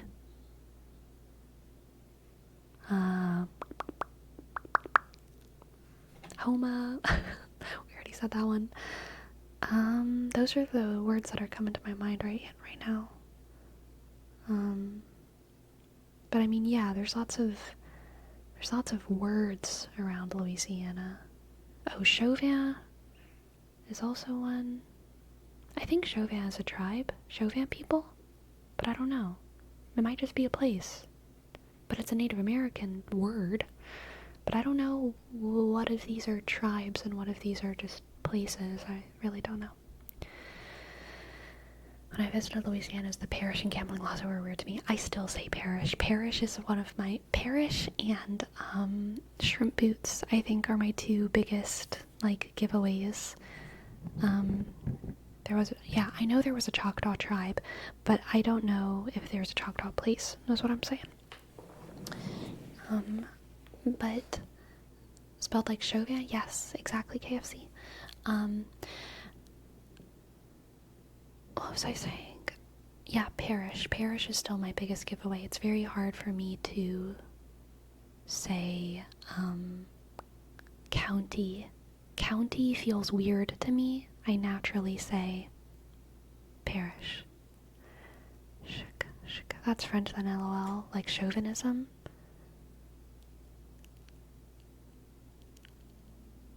I don't know. It might just be a coincidence. I always thought it was related to the natives, but I don't know. It could be. It could just be a French chauvinism. Maybe. Yeah. What do you mean a place? I mean like a literal town in Louisiana named that, in the same way that there is Homa nowadays. I don't mean like the idea of a place. I mean like a literal town or city. Because there's things named. Oh yeah, there is a Choctaw city. Gotcha. Chauvinism is a guy. Okay, yeah. Okay, it is based off of the one shitty dude in particular, as Ogden says. Chauvin, the town in Louisiana, is super cute, okay? I can't speak to the guy, but the town, super cute. But the Choctaw city's now in Oklahoma. Gotcha. So they call counties parishes down there? Yeah, they call it parishes. There's also some areas of Louisiana, I can't remember the word for this. French people, you might be able to help me out with this. In most of America and in most of Louisiana, land is sold in lots like that. You can get a lot of land, and that's like a particular unit. That's a particular unit of land.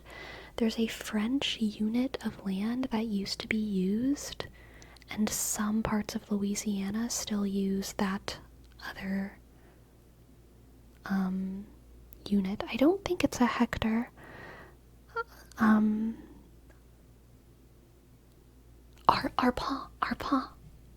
That's it, Destructicon. That's it, Fome. That's it. Some parts of Louisiana, even if they don't use it, that's how their like farms will kind of be divided rather than in lots. That lot won't equal an acre?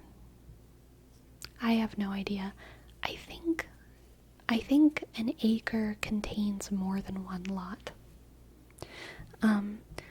But an arpent, which I think is how you pronounce it, I'm not really sure, is more long. Like a lot is kind of a square, but an arpent is kind of like a long rectangle.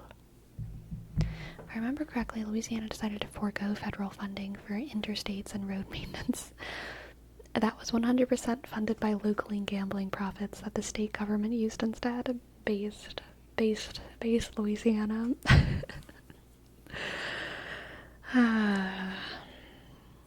Amazing.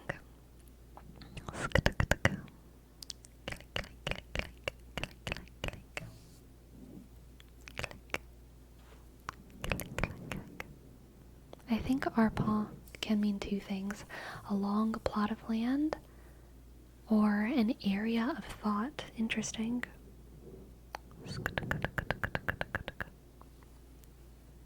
Arpents are more for highways. Why so horizontal? It's not for highways, because it was before highways that they were put there. It was for agriculture. But I don't know why it was that way. They were, I think they started dividing that land in France, and they brought that practice to Louisiana. So I don't know. I think it predates Louisiana, but it's something that kind of remained there a little bit. Azazel, thank you for your prime. Thank you very much. Thank you very much. A click. C A C E click. Aliska underscore T check R. Thank you. Thank you.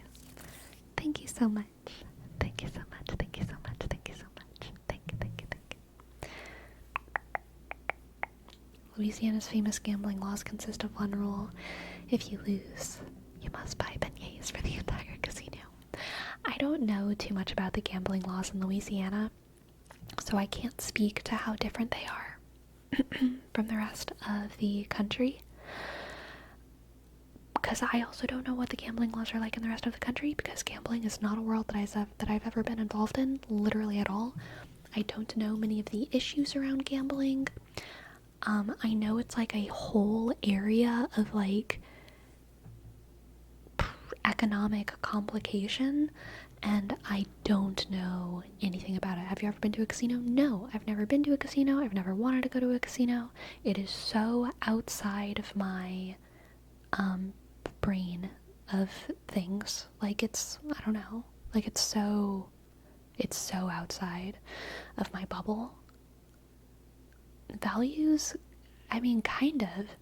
It's like it's so outside of my values, I don't even care about it. But it's like I know I should care about it because I know that there are some people who are like suffering because of gambling, but it's like so outside of my sphere of interests. I don't know. It's like very, very far away from me. But I do know that gambling is what they call worse in Louisiana. I don't know what that means. I don't know if that means there's more casinos or there's less laws. I don't know how gambling is normally regulated. I would assume it's regulated less somehow in Louisiana, but I really don't know what that means. I really don't know what that means.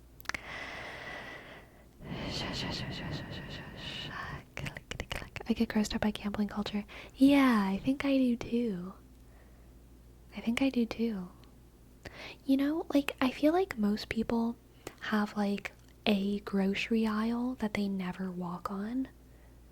And they don't even think about how they don't walk on it. They just don't walk on that aisle. For some poor, unfortunate souls, it's the produce aisle. I'm so sorry. But then, like, for other people, it's like the cheese aisle. They're just, like, not cheese people. They never think about it. They didn't grow up being cheese people. It just exists. They know it exists.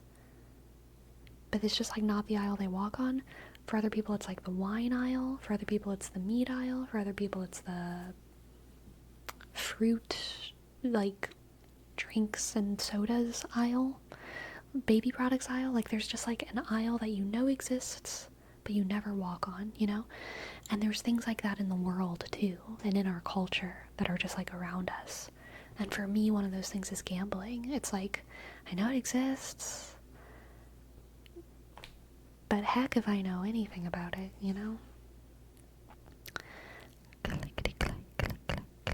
Soap and shampoo aisle, there you go. My last company had one of their headquarters in Reno, so I sometimes had to go there. I'd go to a convenience store and see slot machines and be like, ew, yeah.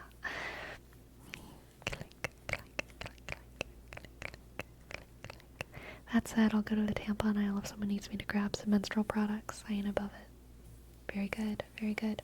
I only go to the noodle aisle. Based. Shook.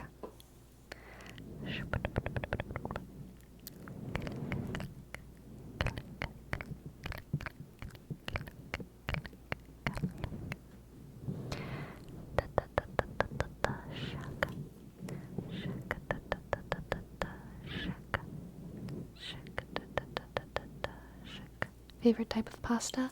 Rigatoni. I don't actually know if rigatoni is my favorite type.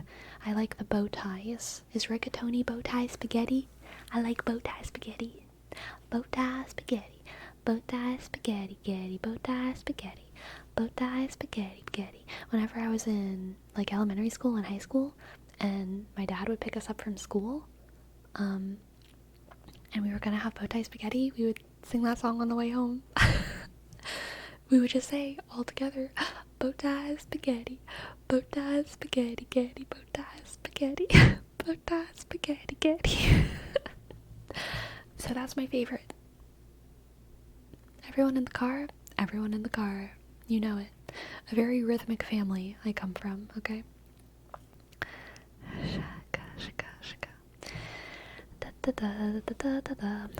Luckily, Dolly Joel, even though authentic Italiano pasta does usually involve an egg or two,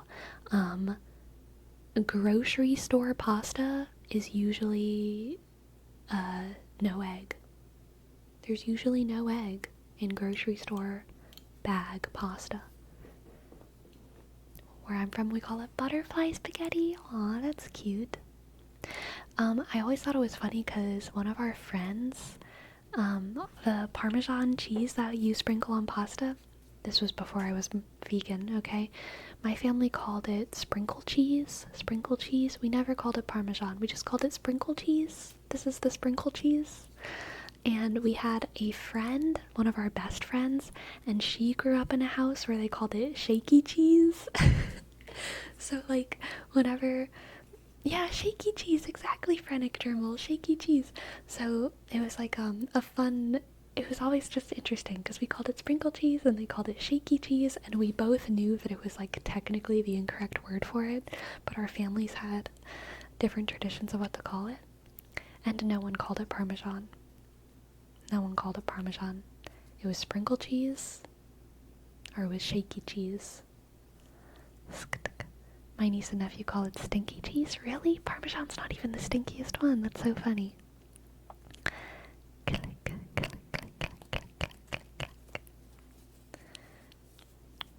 I picture the scene and it's so wholesome, sitting while driving next to the fluffy cows. We did not have fluffy cows where I grew up. Not really. Her family was Italian American and really into it, so it's interesting she used shaky cheese. Yeah, that is interesting. That is interesting. Hyping the kids up for a cheap meal. Oh yeah. I was actually thinking about this the other day. So like, gosh. I did not have a fancy lifestyle growing up. I was definitely not living in poverty, but like, you know, my upbringing was like not fancy. It was not fancy. We had a lot of cheap meals. We didn't like go on a whole bunch of fancy vacations. We did visit my family very regularly, and my family's kind of spread across the US, so we did go on vacations, but the vacations, we were not staying at super nice hotels. We didn't go on like very distant vacations. We had a very chill upbringing, I would say. And I didn't have a lot of clothes or like fancy toys or anything like that growing up. And I it never crossed my mind growing up that I didn't have enough, or that I like wanted more in terms of like fashion or shoes or fancy food, or my family pretty much never went out to eat unless it was a special occasion. I never wanted that in my head. I never thought of us as having less. And in fact, very subtly, I think my family kind of put a value in me of like, if you're doing fancy stuff all the time, you probably lead a more morally complicated life. That was kind of the lesson that I was taught whenever I was young. Living simply is happy and free and less morally complicated, and we were always excited about what we grew up with. But as I've gotten older, I've met people who have said things that have stuck in my head. They've stuck in my head.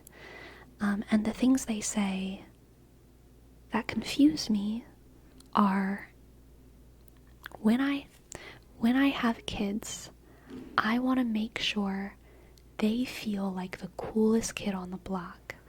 Like they have the coolest clothes and they're dressed the best and they're never less than their classmates. That, I heard someone say that and it confused me because I was like, it's not bad.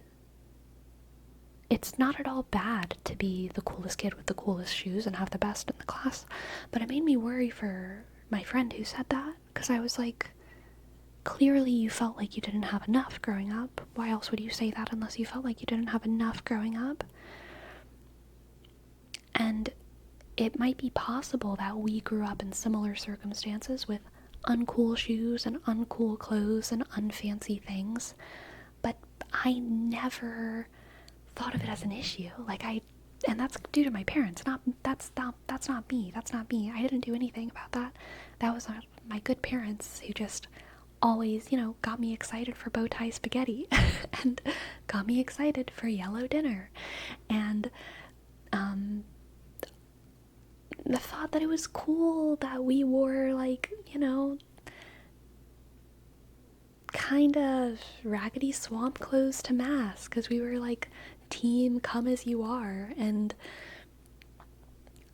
I felt so, I didn't feel super cool, but I felt plenty cool enough growing up, even though that coolness was not at all based on luxury. K-Tup RL, thank you so much for your sub. Thank you. K, click, click, A, shk, Y, click, T, U, sk, P, shk, R, click, click, L, sk. Thank you. Thank you very much. Thank you.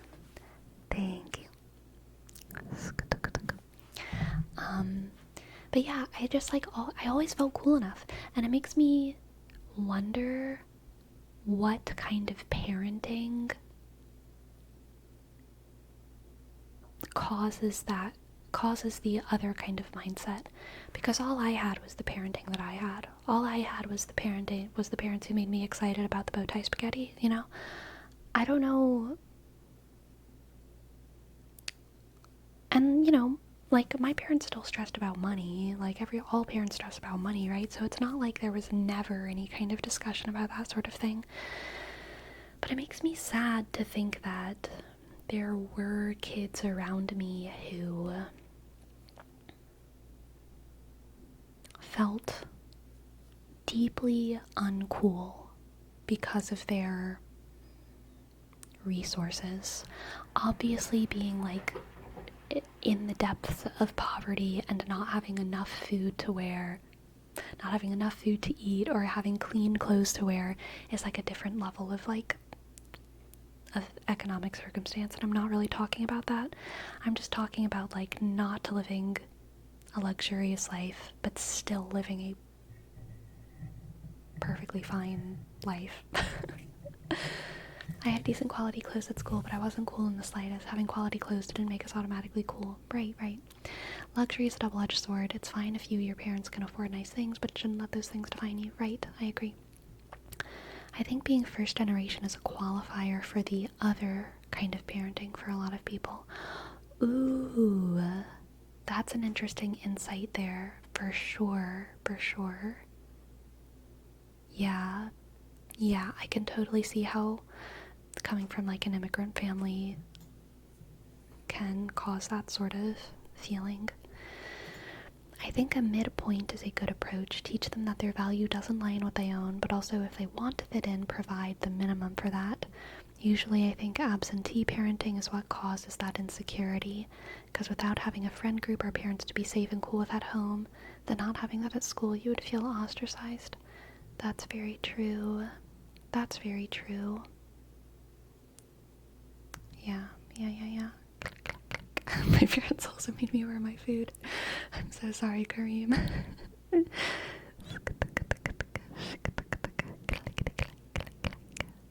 dun, da da dun, da dun, da da dun, dun. So, my ancestors, I'm not going to go into detail here, but this is a cool story about my family history, I think. Ironically, I won this from gambling, though I'm not at all a gambler. I feel compelled to give it away. No reading request or anything for now, just enjoying the stream. Oh, thank you so much, Burnout Club. Thank you. Thank you so much. Thank you so much, Burnout Club. Thank you so much. It's very generous of you. Very, very generous of you. High roller, so true. Thank you. But my ancestors had a raggedy, gross plot of land in a hidden area. And the reason they had this land is because they were deserters. And they ran away from the Civil War. They didn't want to do it.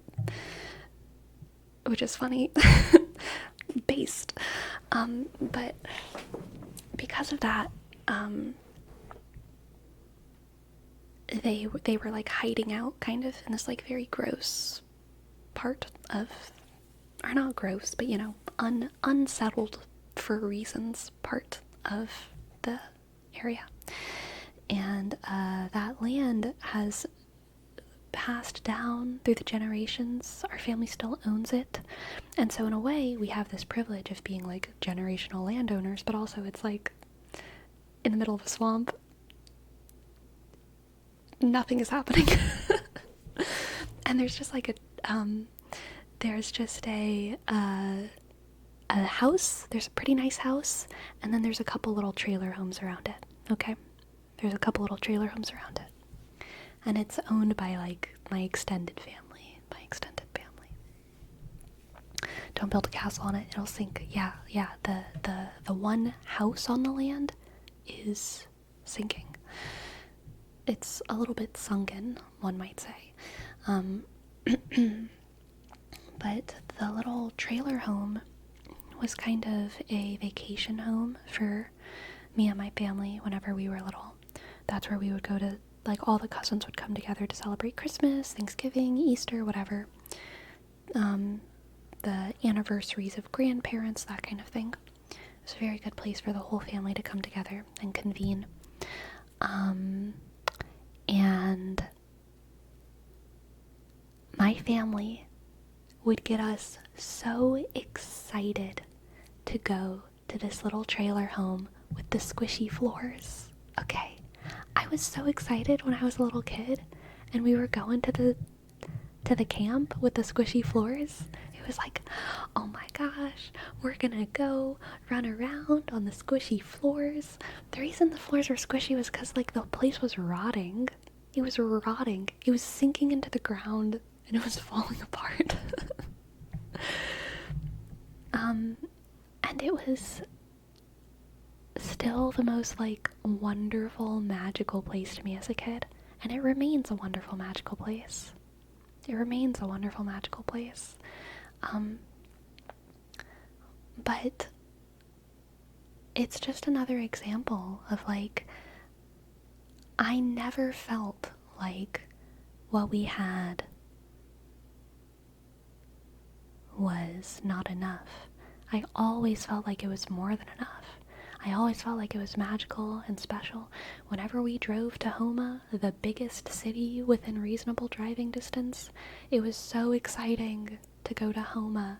As an adult driving through Homa, it's like, damn, my parents worked hard to make this exciting, didn't they? Didn't they? They really worked hard to make Homa exciting.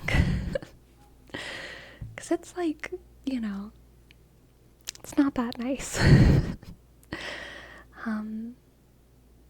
But I'm so glad. I'm so glad that, like, it all felt as good as it did. They worked hard to make Homa a home. Homa wasn't home. Homa was the big city, okay? Homa was the New Orleans for when we couldn't make it to New Orleans, alright? I'm a swamp market investor and I'm interested in buying yours. Not for sale, alright? Not for sale. I'm also not saying where it is, okay? It's where I run away. It's my runaway place for, whenever England decides they want to own the United States again. It's my hiding ground. While I was growing up, there was a time when where I had access to some luxuries, but I hated whenever my family focused on those. I vividly remember times where my mom or someone would tell me, wear this, because no one else would be having that item there. So I would on purpose do the opposite and don't use that and instead wear something simpler. To this day, I hate that behavior, so when I get the chance, I always try to teach my brother to value simpler things. Interesting, yeah. Clickety-clack. Click-clack.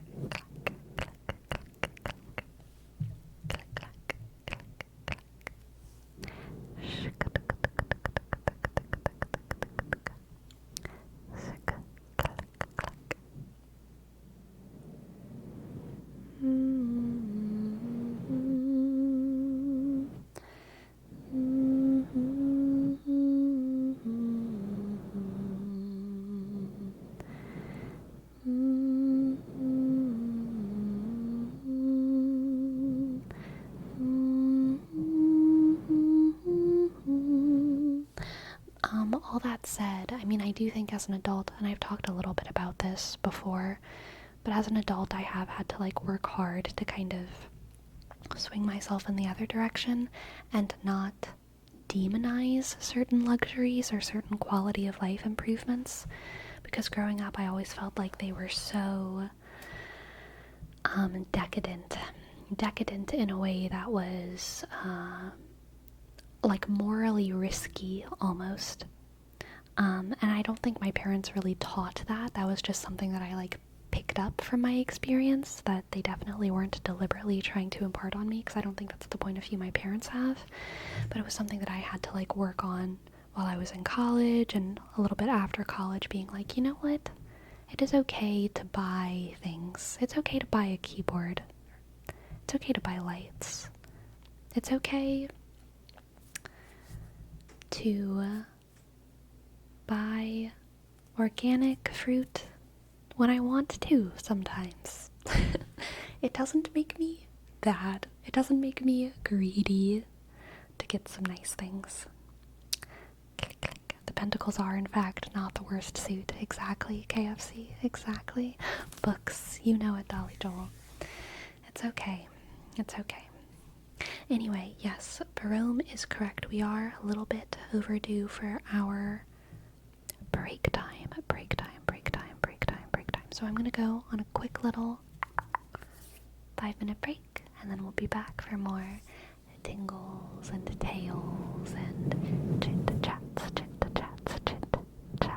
Okay, I'll be back soon.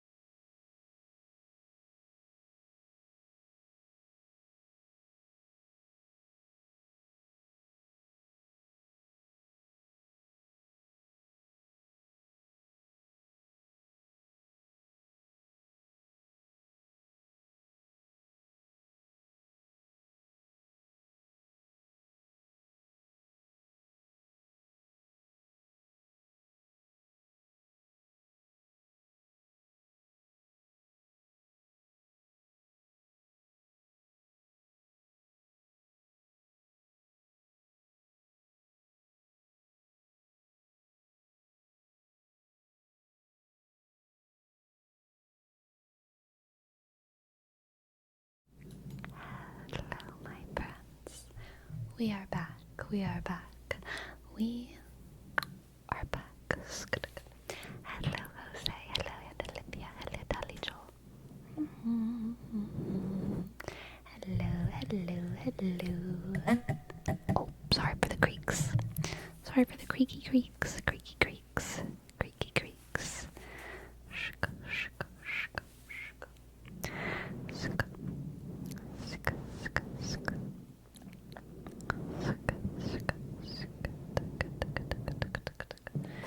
Clickety.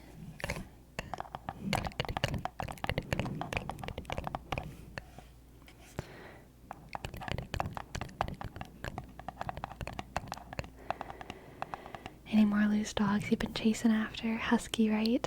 Yeah, that was a good husky. But no loose dogs. No loose dogs I've been chasing lately. Click, click. I used my break to find the nearest pasture of cows so I could pet one. Heck yeah. Have you trained the bunnies? No. No, I haven't even really gone on a walk probably since the last one that I told y'all about. I would like to go on a walk soon. How's the heat been treating you? It sure do be hot, but that's okay. You have bunnies? I don't have bunnies, but the town has bunnies. The town has bunnies. The bunnies own this city, okay? Right now, at least. There's something in my eye. I'm so sorry.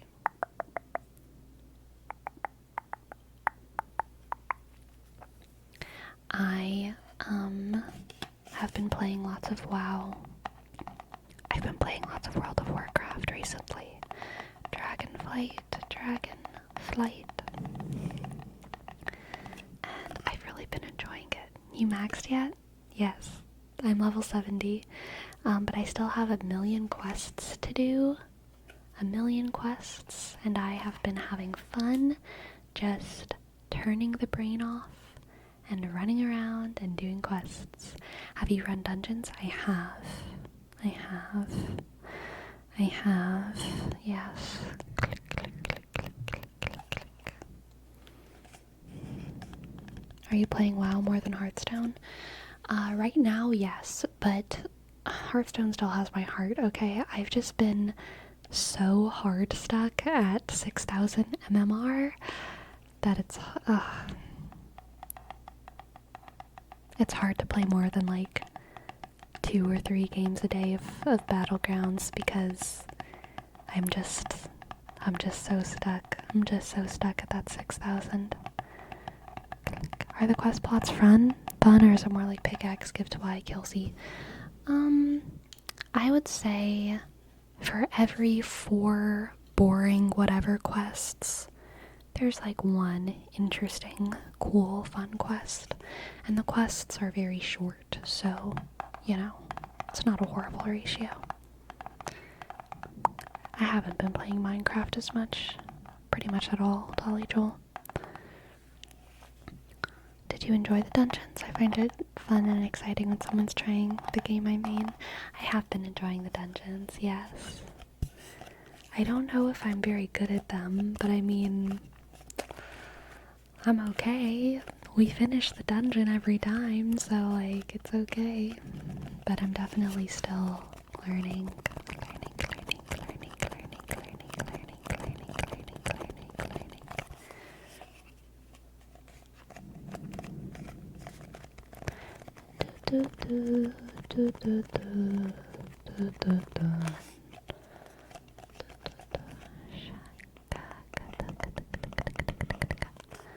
Have you been watching the cinematics as you quest? Yes, I have been. I like the story. I think the story is good. I, of course, don't really know how it compares to the rest of the WoW storylines. I'm not, like, blown away by the plot. I'm not like, oh my god, this is the best thing ever. Definitely not. It feels pretty basic to me. How many hours a day do you play? I mean, it changes vastly from day to day. It's either, like, 0 or 5, you know? Maybe 5 is a bit much. 0 or 4. But, I mean, Like, today was a 0 day. Yesterday was like a 4 or 5 hour day. The day before that was a 0 day. And then after that, before that, I don't really remember. But, I tend to have a day where I play WoW, or video games in general. I tend to have, like, a video game day, where I'm, like, not playing video games that day. If there's a day where I'm playing video games, I'm playing video games, okay? But if there's many days where I just don't play video games. I know some people are going to start a vintage story server soon, which I'm excited to play again. Wow, that's cool. This one is generally considered a good one. The main criticism is that it's a bit too much about friendship or feelings and good things. People hated the one from the last expansion. Ah, yes, the old classic, not enough grit. Too Disney. The too Disney critique. It's a fair critique. I don't mind it though. I like Alexstrasza. I think Alexstrasza is a babe. I think my final evolution as a human will be Alexstrasza, okay? I think whenever I'm like a 40-year-old woman, and I think Alexstrasza is supposed to be coded a little bit like younger biologically, but I think whenever I'm like 40, I will be able to cosplay Alexstrasza, okay? I think I couldn't cosplay her right now. I think I need to choose different people to cosplay right now.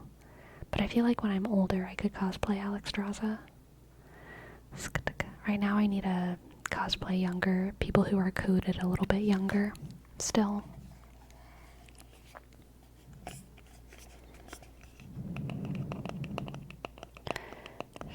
Have you met Chromie? Oh my god, not that young. Jesus, Fome. Sorry.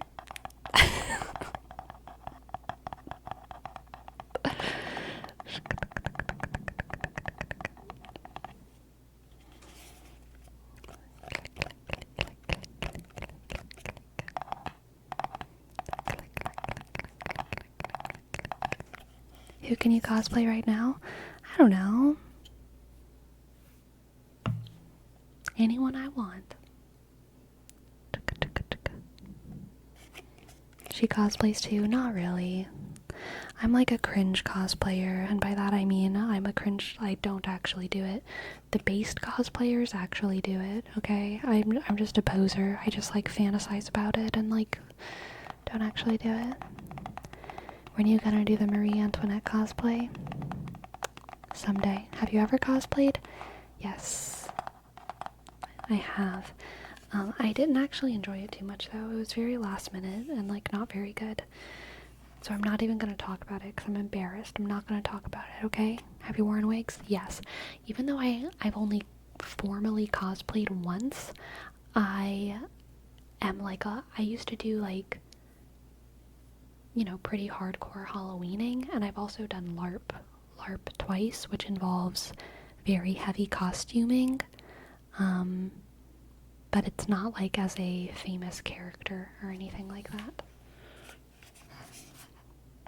But I would say it's a similar level of seriousness. LARP is a similar level of seriousness when it comes to costuming as cosplay. At least the LARPs that I've attended.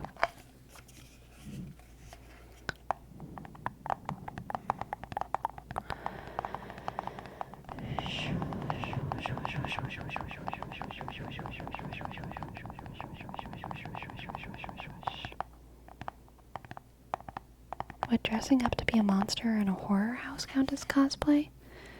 I don't know. I think it depends on what bubble you're from. Different people call different things cosplaying. And like in the literal semantic sense, it's just costume play, right? So like sure, anytime you wear a costume you're cosplaying. But I think the way the word is usually applied, that would just be considered being in a costume, maybe one that's like self-designed. I think usually cosplay refers to dressing up as a specific character from a specific piece of media and not just a general monster, hero, witch, whatever. I just run around Costco yelling frostballed and throw ice at people. Very nice, very nice, very nice, very nice. Workplaces with uniforms or cosplay. I mean, if you have the right attitude, definitely, definitely. Every day when you go to work, you just gotta LARP, okay? It makes everything more exciting. That used to be how I paid attention in calculus, because I couldn't pay attention in calculus. I hated it so much. I hated it so much. And this fun hack, brought my grade from an F to a C, okay? And it was the hack of pretending when I was in class that I was a character who enjoyed class. I pretended to enjoy class in calculus, and I pretended to be a Hermione Granger. That was who I was in my head. I was like, I'm going to pretend to be a Hermione Granger and write my notes and be very dedicated and interested, even though I hate all of this, actually.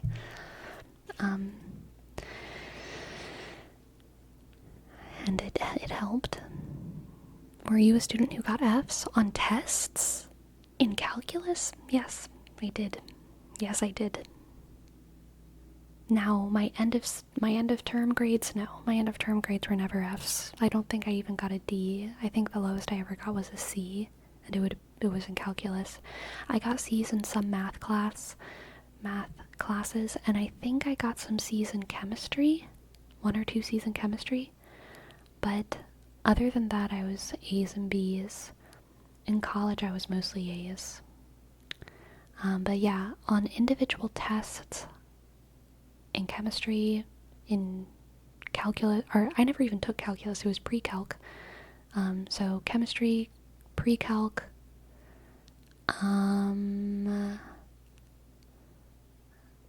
yeah, I definitely got F's. You didn't like math? No, I did not like math.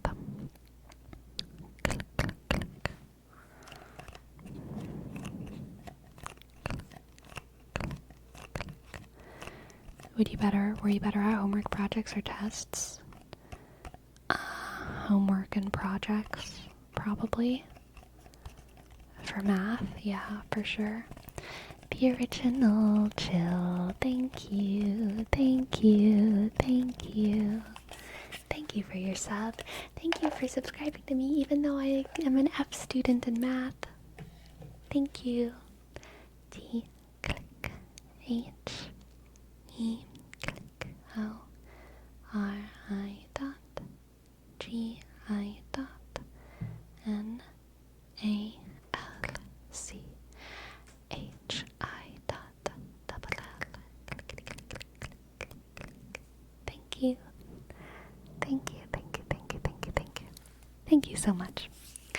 So, I think, let me make sure about this.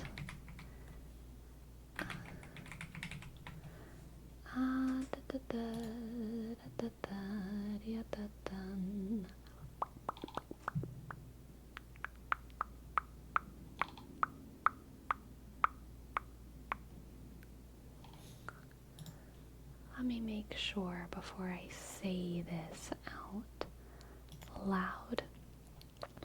Okay, so my ACT scores in, I might be a little bit off with these numbers, but I'm pretty sure I remember. The ACT is most high school students in the US either take the ACT or the SAT. Both of them are bubble tests, and they're separated by subject.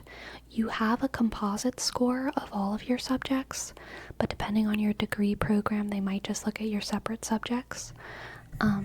They usually look kind of at both, but they'll weigh stuff in different ways depending on like the program that you want to go into. So a 32, I think, is a perfect score, right? Or maybe it's a 36. ACT perfect score. Yeah, 36. Okay, so 36 is perfect. And people do make 36s, okay? It's possible, it happens. People who get into Ivy League, whatever, 36, it happens. But it's very rare. My composite score by the end of high school, I think was a 31 or a 32. Okay? I think it was a 31 or a 32. My math was 19. My math was 19. Everything else was very high.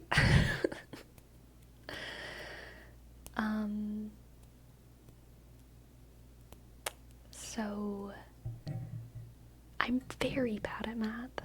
19 is pretty bad, I think, in math. And that was the last time I took it. I took it more than once. I think, so I actually was selected to take it before high school. I took the ACT the first time when I was in 7th grade. When I was in 7th grade, I think I made a 23 on the ACT in 7th grade, which is kind of crazy. Good job, me. But then after high school, the first time I took it, I think I only made like a 28. But then the last time I took it, I think I made a 32, if I remember correctly. I might be 1 or 2 numbers off, but I'm pretty sure that's what it was. So that everything else saved your overall score. Yeah, I think my, I can't remember if it's called English or literature. I think there might be one for English or literature, but I remember I had one or two scores that were like a 35, which is really good. And then my science and math were really low. My math was abysmal. It was either 17 or 19. It might have been 17, it might have been 19, I can't remember. And then my science was also very, very low. It might have been that my math was 17 and my science was 19. But maybe not, I can't really remember. My math might have been like 22, my science might have been like 22. I can't remember, but I know that my math was below 20. And then I know my science was pretty, bad, or low. And then everything else was very high. I think you're over-exaggerating how bad your math was. It felt really bad. I mean, so the first time I took it, I think my math was a 15 or something, you know?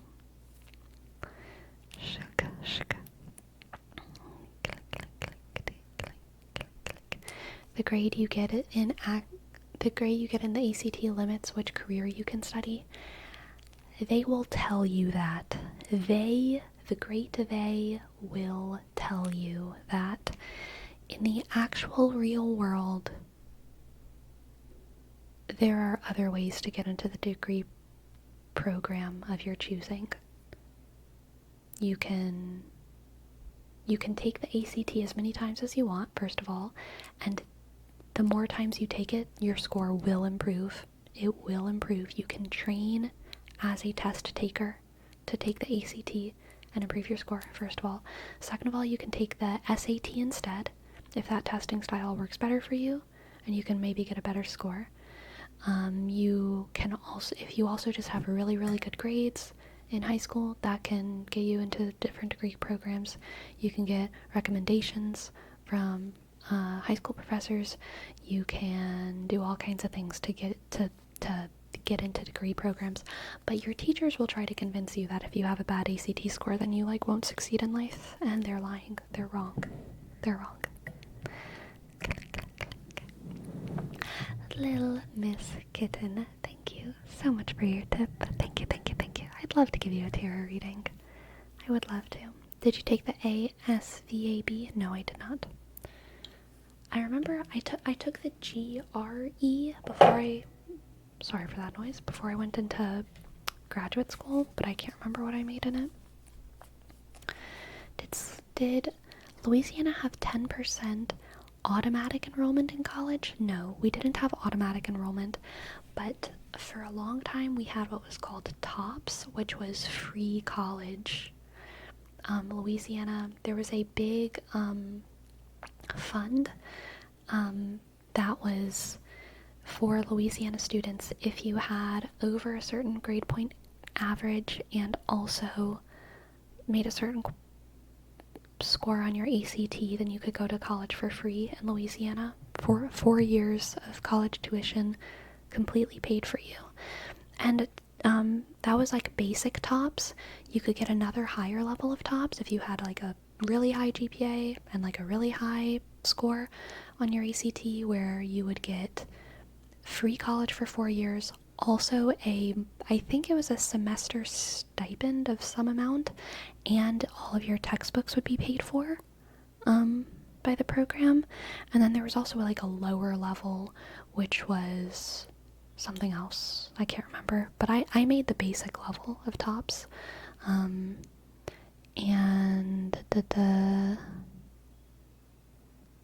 yeah, that was it. But halfway through college, the fund of tops, they ran out of money, and they had to send letters to probably like 70% of students in Louisiana were on TOPS scholarship, and they had to send everyone letters saying like, hey, sorry, we can't actually pay for your tuition anymore. And across the state, a lot of people dropped out. It was crazy. Colleges emptied. Everyone started going to community college. No one could afford to go to, UNO, LSU, etc. again. That was a rough time. That would literally ruin plans. Yeah, it completely changed people's life trajectories, and no one had any warning. It was just, I can't remember where the fund exactly comes from. I think it's just like very wealthy people in Louisiana who created the fund, but they just didn't realize how much money they had run out of, literally. And so they had to pull out. Not good. Martin, thank you for your sub. Martin. Click. A-R, shk. T, click, Y, sk. N, click, 9. 8, shk. 7. Thank you.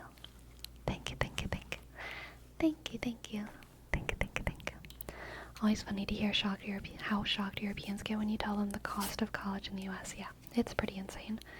It's pretty insanerino. Okay, let's do a little tarot reading for Little Miss Kitten. Little Miss Kitten. Little Miss Kitten. Little Miss Kitten. Little Miss Kitten. Little Miss Kitten. Little Miss Kitten. Little Miss Kitten. Little Miss Kitten. Little Miss Kitten. Little Miss Kitten. Alright, we have the Fool, the Page of Cups, the Fool, the Fool, and the Page of Cups, and the 7 of Swords. Interesting. The Fool, the Page of Cups, and the 7 of Swords. Okay, little Miss Kitten.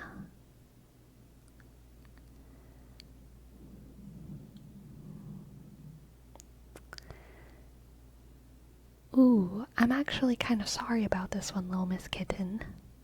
I think someone has ulterior motives in your life. Now, these motives don't necessarily have to be ones that are working against you, okay? This doesn't need to be a situation where someone is trying to betray you or hurt you deliberately. It might just be that you think someone's motives are completely pure here, when in fact there is an ulterior motive. There is something else that they're after, and you might just kind of be part of that plan, okay?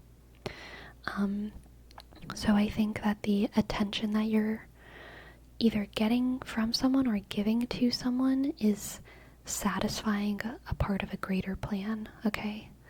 That's really, really relatable. Yeah, I think you have a very pure heart here, and I think you're like fully participating kind of in whatever situation this is.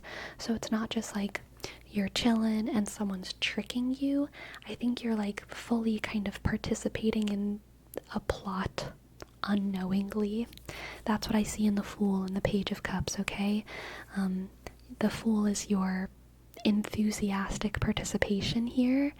The Page of Cups is I just like squeaked, but the Page of Cups is like your good feelings that you are expressing, and also the good feelings that other people are expressing towards you, like an active exchange of good vibes, kind of. It might be very affectionate. And then the Seven of Swords here is kind of what's going on behind the scenes for this other person, and you're not seeing it. Behind the scenes, this other person is being a little bit sneaky, conniving a little bit. My last reading from you was when my legit narc ex was hoovering. Yeah, I remember that. And while I was the Fool, even when knowing better. Oh no.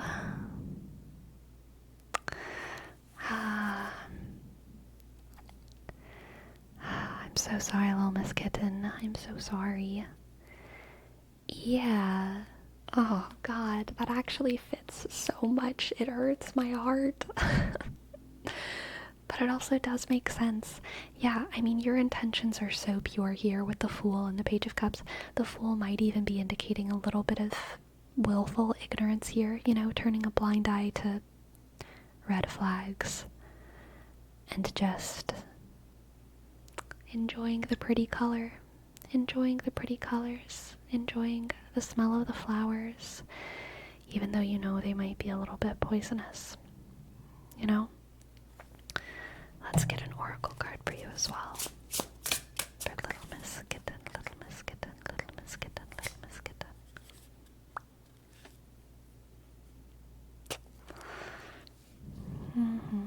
We have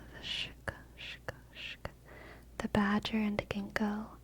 Healing wounds, healing wounds, healing wounds, healing wounds. You can heal, little Miss Kitten, okay? You can. You can.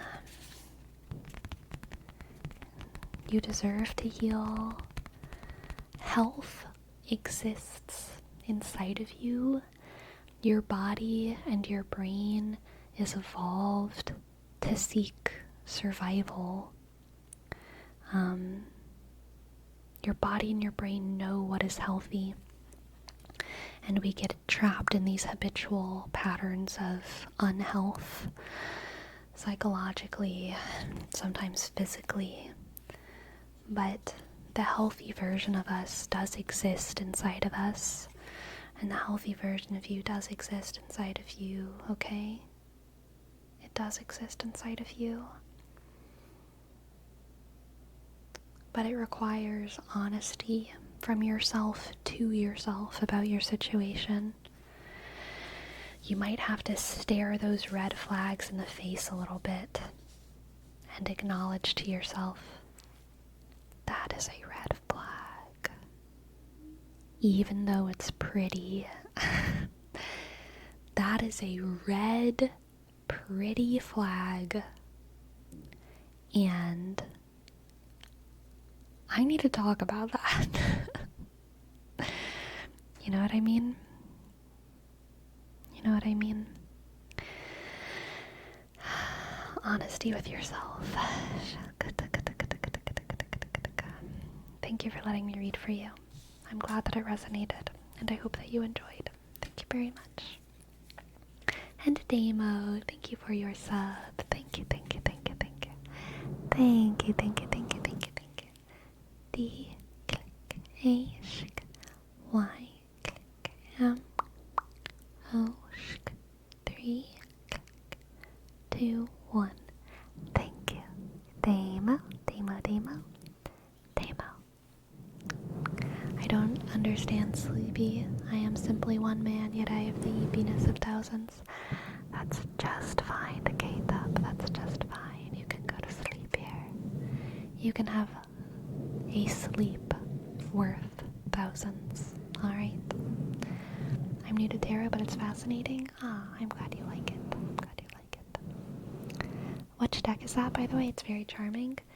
The tarot deck is the Anima Mundi deck, but the oracle deck is the Woodland Wardens deck.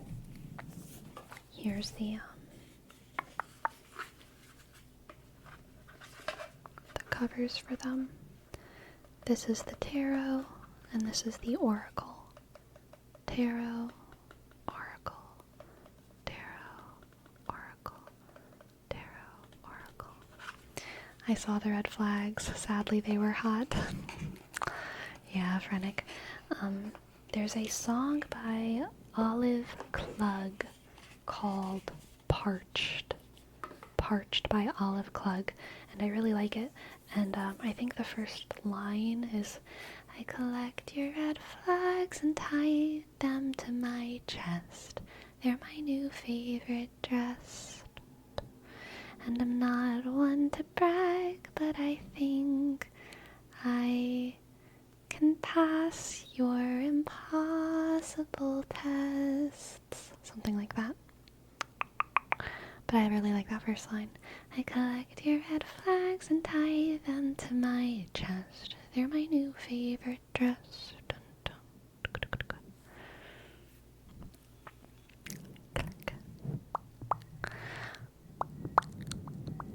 Welcome to the chat. Dead inside. Gotcha. I get it. You're dead inside. You're dead inside. Dead inside. Alive outside. Dead inside. Alive outside. Dead inside. In Old English we would say dead inside. Dead inside. Dead inside. But that means nothing to you, does it? Does it? Because you're dead inside. IGH6. Thank you. Thank you, 6. Thank you, 6, 6, 6, 6, 6, 6, 6. Thank you, 6. Thank you, 6. IH click. G Z I dot X. Thank you. Thank you, thank you, thank you. Thank you for your sub. Tier 3 sub. Amazing. Thank you, thank you, thank you, thank you, thank you. Click, click, click, click, click, click, click, click, click, click. Yes, we do have the Clow deck. Dolly Joel, I think this would have been the only other one that you might have missed. It's the Clow Tarot, or sorry, not Tarot, the Clow deck, which is, I use as an oracle deck from the old anime card captor Sakura. Oh, this one's upside down.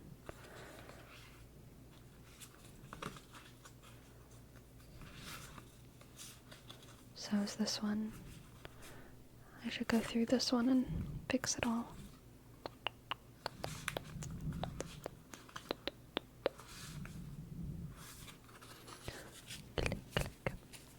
K-Tub, I'm glad you enjoyed that video. Thank you, thank you. Shika, chika, chika.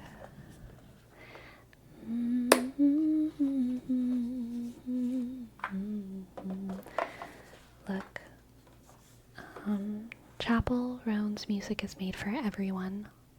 Alright, K-Tub, you do not have to at all feel weird for liking them even though you're a guy. I listened to Chapel before she was cool, okay? And I showed her to all my guy friends and they loved her. And then she got really popular and some of them suddenly didn't like her anymore. But the more based guys still liked her because they weren't self-conscious about loving a woman. Loving a successful woman. Hey, Sleepy, I think I pulled a neck muscle. Can you prescribe any theater stretches for me? It's the old classic. You just gotta do that. You just gotta put your head down. You just gotta put your head down. Put your damn head down and go to sleep, Destructicon. You just gotta go. And roll it. Nod your head no. Or sorry, shake your head no. Nod your head yes. Shake your head no. Nod your head yes. Can put your hands on top. Shake your head no. Nod your head yes. Shake your head no. Nod your head yes. There you go. There you go. There you go. There you go. Pyrosocial. Thank you so much for your tier 3 sub. 10 months. Amazing. Thank you. Thank you. P click Y sk R sk O S O sk C I dot A L 1. Thank you. Thank you, thank you, thank you. Thank you, thank you, thank you, thank you, thank you, thank you, thank you, thank you, thank you. Shaka, shaka. Ironically, Femininomenon was my first song of hers. Yes, I love Femininomenon. I love Femininomenon. Yes, yes. I think Femininomenon was around the time that I found her as well. A year ago? Yeah, that sounds right. It was last summer. No, it was last winter. So it was before. Wait, no. No, it was last summer. It was before last summer, spring. I think I found her around March of last year. Might have been February or March of last year. Yeah, I remember I was walking to class in the spring. Yeah. I remember I was driving to work in the spring. We all remember our first chapel experiences. Praise. Are you the kind of person that stops listening to an artist when they get famous if you found them during their hidden gem times? No. Only if I stop liking their music, which sometimes happens, but not always.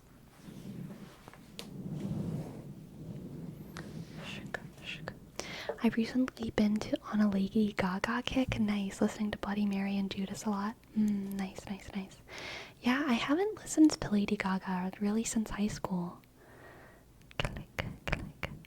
I'm guilty of only really listening to Hot to Go. I honestly am not the hugest fan of Hot to Go. I like Hot to Go, but I really enjoy her more ballady, sad music. She actually did a depressing kind of a cappella version of Hot to Go as a YouTube short / TikTok that I really enjoyed. And I do like Femininomenon and Pink Pony Club, and those are not sad songs really, but I really like Kaleidoscope and California. California, I think, is my favorite song by her, which is part of why I was in that video. You just gotta make it known to the world that you're a hipster and found them before anyone else. It's true. I do. Katy Perry's new songs need some work. I haven't listened to Katy Perry.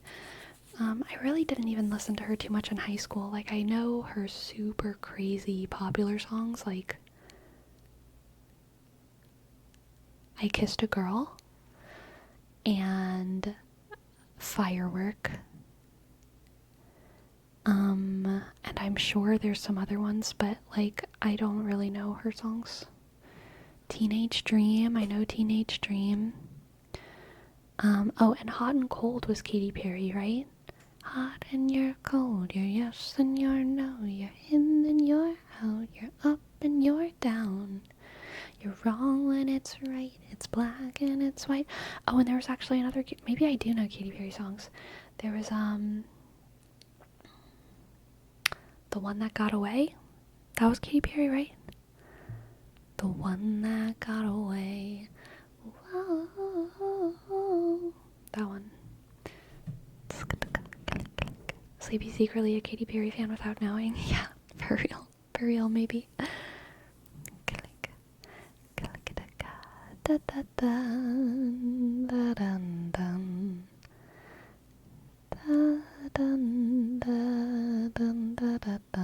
Oh, E.T. was Katy Perry. That sounds familiar, but I can't place it. E.T. I feel like I do know that song. E.T. I know it has the word extraterrestrial in it, but anytime in my head where I'm thinking like extraterrestrial, my brain is just saying radioactive, radioactive, which is a different song. That's not by Katy Perry. But I know E.T. And I don't do homework for how dare you? I did homework in school. Billy's another one I had before she was big. Yeah, me too. Me too, Kay. Me too. Oh man, do you remember how brutally they overplayed Radioactive? Yeah, I do. Welcome to the new age, to the new age. Welcome to the new age, to the new age. I do not know Walking in Vegas, Dolly Joel. I do not know Walking in Vegas. Oh, thank you, Agen. Thank you, Agen. Kiss me, kiss me, infect me with your love and fill me with your poison. Take me, take me, wanna be abducted. Wait, wanna be ready for abduction.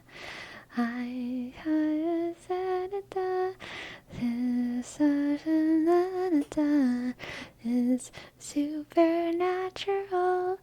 You're extraterrestrial. Yeah, that one. Alright, boy, you're an alien. Your touch so foreign. Yep, that one. Can I test you with song lyrics slowly getting harder? You can, but I don't know if I'm gonna, I don't know if it's gonna click. Imagine Dragons is probably the most mind-boggling band to have blown up. They're like a musical equivalent of a hospital room, completely sterile and devoid of any character. Oh, gosh. Imagine Dragons is like Muse, but less vulnerable. Okay? I don't have any hate for Imagine Dragons. Imagine Dragons has some absolute bops, alright? Has some absolute bops. But I feel like they're kind of going for a Muse thing, except Muse songs are like, oh my god, they like they make your heart and your brain like explode. And Imagine Dragons are like, I want to listen to Muse, but I don't want my heart and brain to explode right now. Like I just want to like vibe to like Muse, except I don't want my heart and brain to explode right now. So you listen to Imagine Dragons.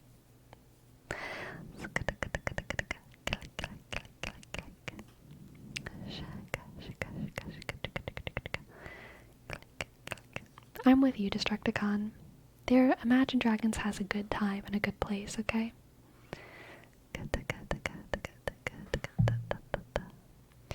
I liked I like all their League of Legends collaborations. I liked their Amumu song, even though I don't remember it. I like their Warrior song, which maybe was their Amumu song. I don't remember. And then I liked the one that they did for Arcane. Everyone's my enemy. And then, as a child, you would wait and watch from far away. But you always knew you'd be the one who work while they all play. And you'd wait. But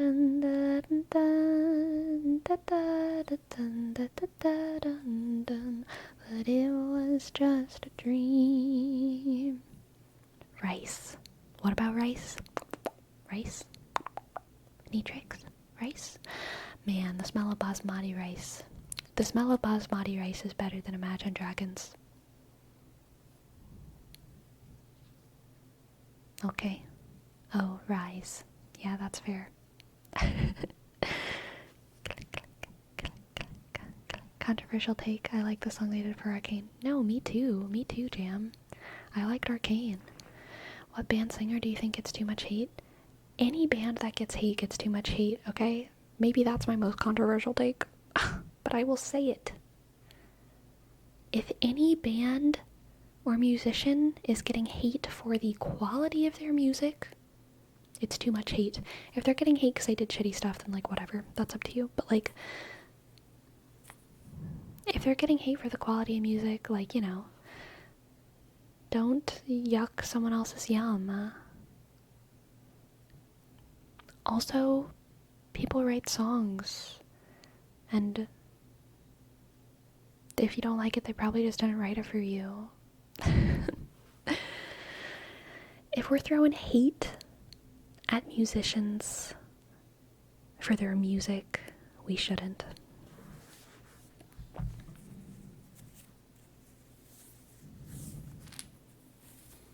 I also love Grace VanderWaal. I know who she is. I remember watching videos of her, but I'm not familiar with her music.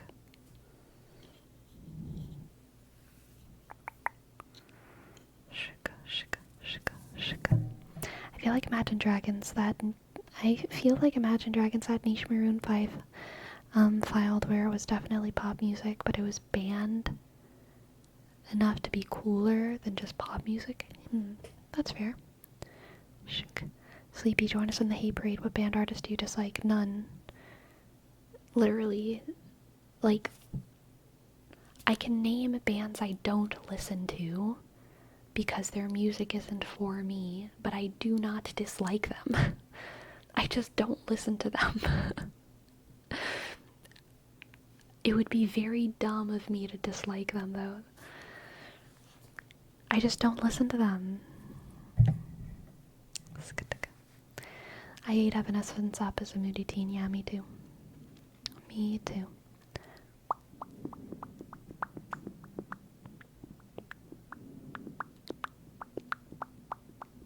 I'm so glad Sleepy will never hate my band. It's true. I will never hate your band, Destructicon. I'll also probably never hear of your band.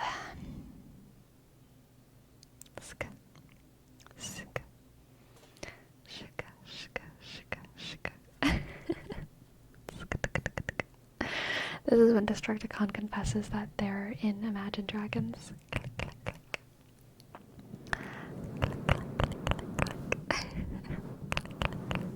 I feel like definitely people shouldn't hate, but criticism in an artistic space is valid. I agree with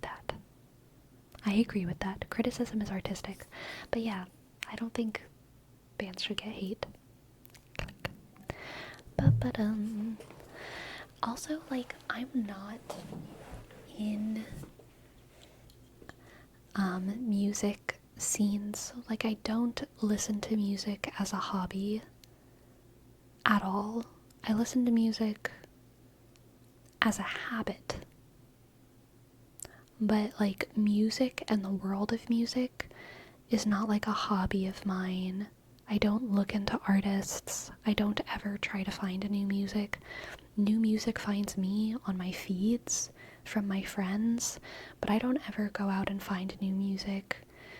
If I do, it's because like Spotify like randomly selected it for me, you know, and like sometimes I strike gold there. But like, I don't know enough about artists. I don't know enough about their canons of music. I don't know enough about their characters or their writing process. Like, I just don't. I'm not in that scene, so I really don't even have favorites. There's just people I listen to. And I don't have people I hate. There's just people I don't listen to. And that's really all that there is to it. One of my ears just popped, and it was a super weird feeling while I was saying that. The entire sound environment changed. And I was like, whoa, I'm in a new world now. But now it's back to normal, so it's okay. I would say the same thing, but I'm not really a fan of Nicki Minaj. I like Pink Friday 2 is just way too many samples. I don't even know what Pink Friday 2 is. I'm guessing it's an album, but I don't know. I think for some artists you should do that. Some artists' music gets elevated when you learn their journey, like Kendrick Lamar. I know Chapel Roan's journey because I fell upon it again on my feed. I was fed her story and I listened to her music and all of that. But like I didn't search it out. And I loved her music before I listened to The Rise and Fall of a Midwest Princess before I knew anything about her story. And then like she blew up recently and all of a sudden I started learning about her story because it was all over my shorts feed on YouTube and I was like, oh wow, cool person. But yeah, it's just like not my hobby. I know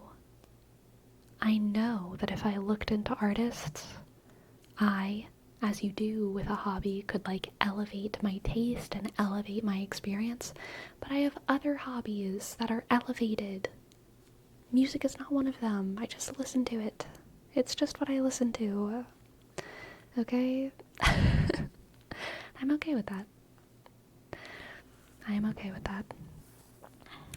What's the latest artist you have just found? I don't know. Gotta elevate that YouTube drama. That's true. I do be elevating my YouTube drama all the time, constantly.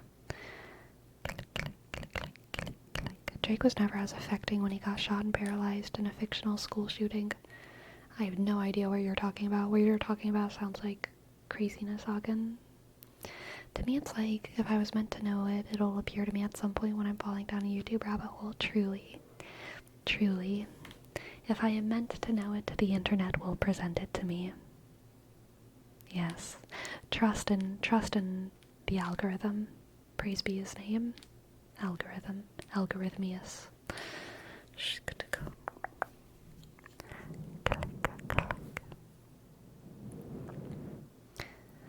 Making music is very different from caring about the world of music. So, whenever I was writing the most music, I literally didn't have Spotify. I never listened to music.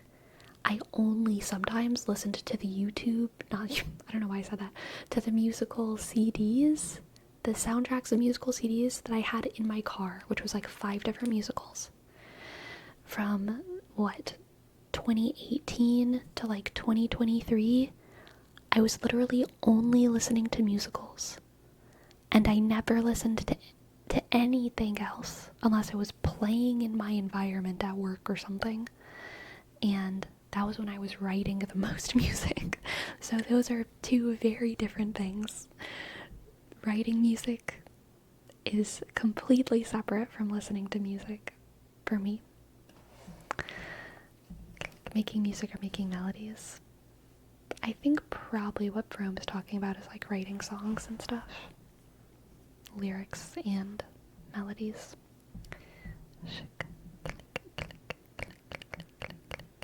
Is it a thing where you benefit from having that negative space? Probably so, KFC. I think so. You sounded so boomer-coded when you said the YouTubes. Yeah. So it's not like you get inspired from what you hear, not even for the tunes? Yeah, no, if anything, yeah, I mean, I think it's like KFC said, the more I listen to, the less I want to write.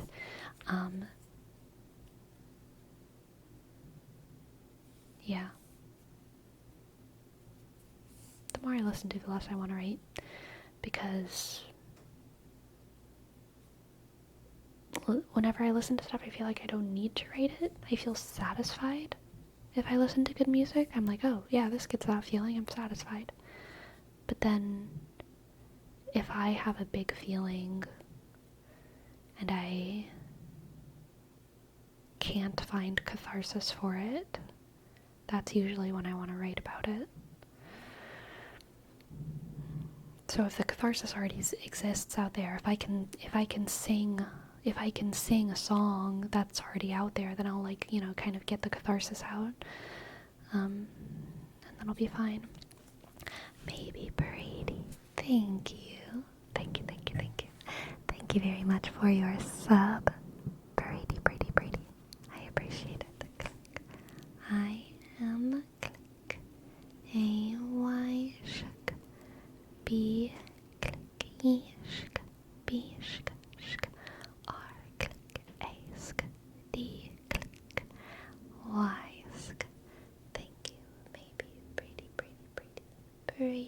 Pretty, pretty, pretty, pretty, pretty.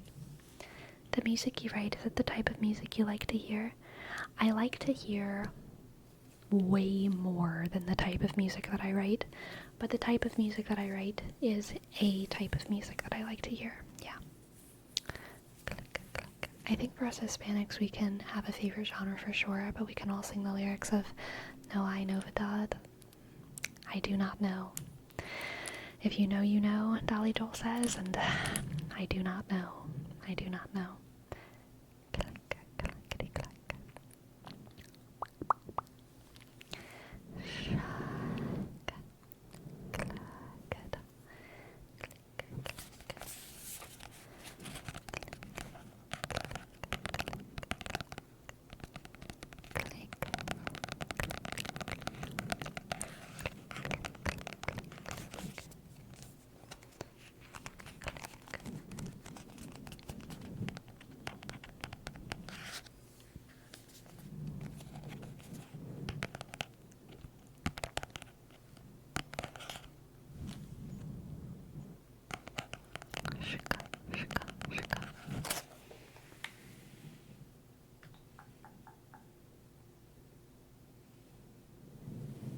Time to brighten the screen.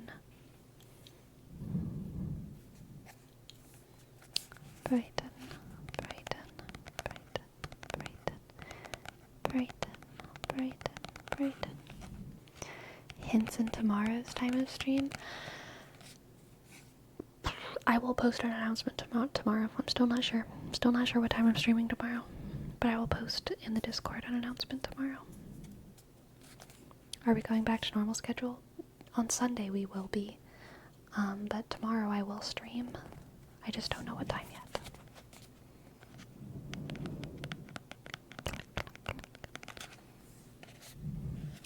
Garrus, thank you for your prime. Thank you. Thank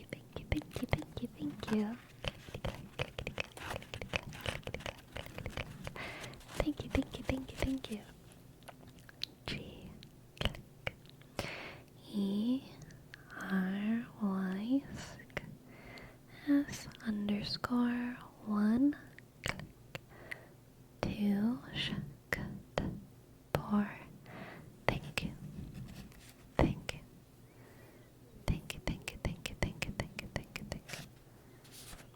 What about tomorrow's video? Any hint?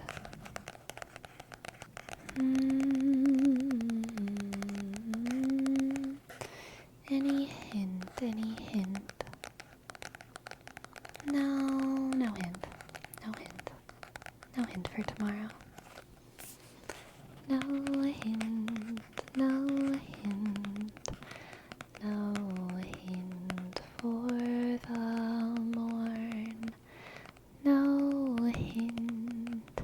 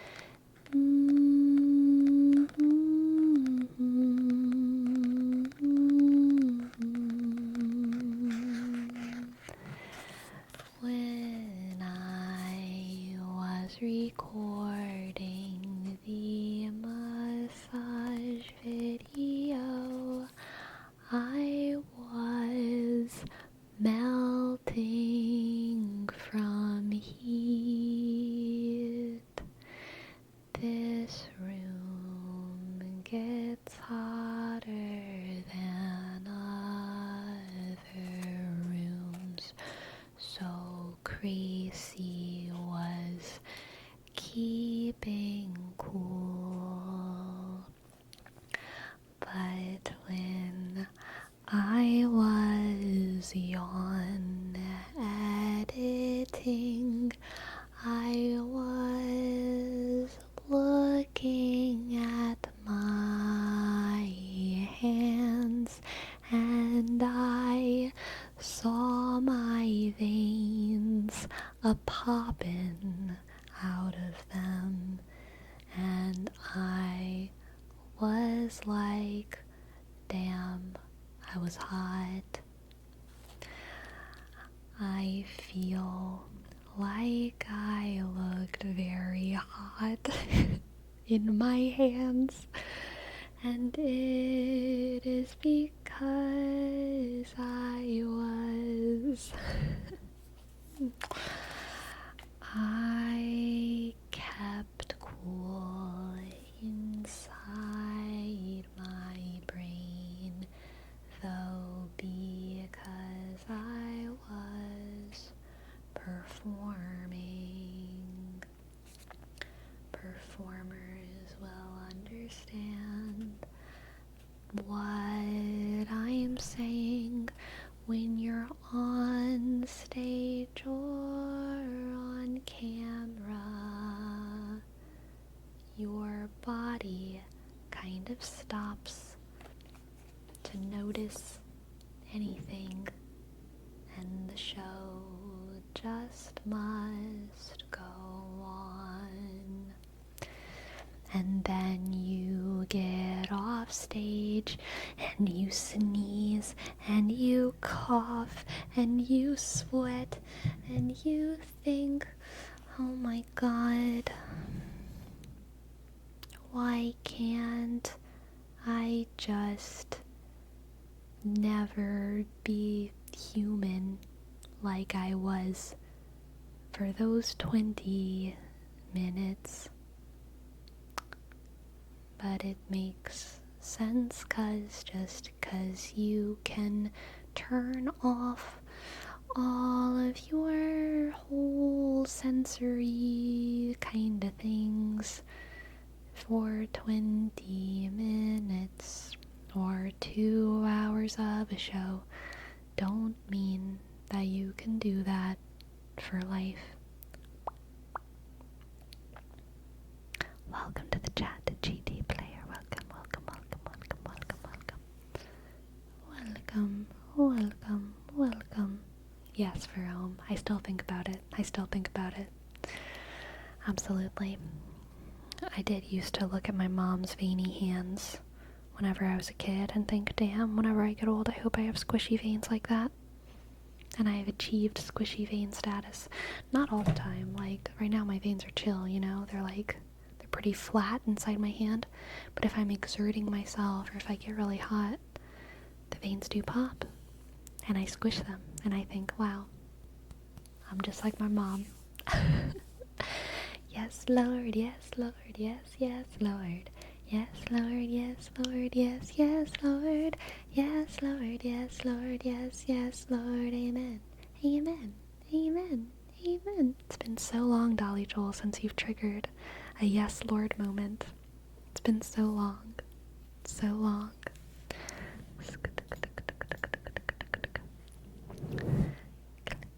Sleep, you ever had a rock in your shoe during a play but you couldn't take it out? Never a rock in my shoe, but like a booger in my nose? Yeah, like a booger that I could like feel? Yeah, absolutely. Or like phlegm in my throat? Yeah, absolutely. Or like my glasses like slowly like falling down my face but me not really having a good moment to like push them up? Absolutely. Or like, you know, like all kinds of stuff. Whenever I was young, I played a little girl and I had to like sit on my dad's lap during a show, and he was much older than me, and he spit on my face during the scene by accident. He was projecting for an entire auditorium of people, okay? We did not do microphones in our theater because we were cool, but he spit on my face by accident, and I had to just be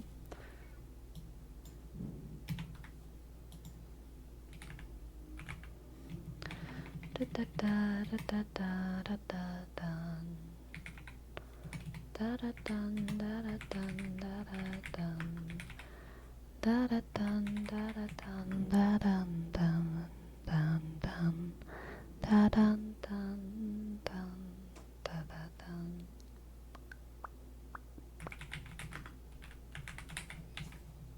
How about this? How about this? How about that? How about that? How about that? How about that? How about that? How about that? How about that? Have you ever collabed with anyone else for ASMR? No, but I'd love to. Good, good. Alright. That shall be the title. Girl of Eponoma? I don't know that song. Or that piece. Or a piece from that. Want me to call Obama for a collab? I'm just saying, no one ever called Obama Sleepy Obama. I think if I collab, we know who it's supposed to be with. I think if I have to collab with one of them, we know who it's supposed to be with. But maybe we'll wait until they're less busy, okay?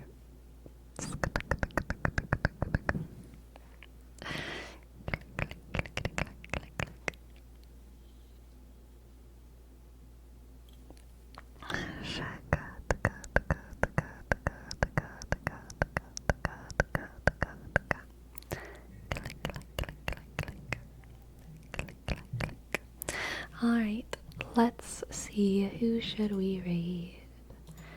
Who should we read? Read.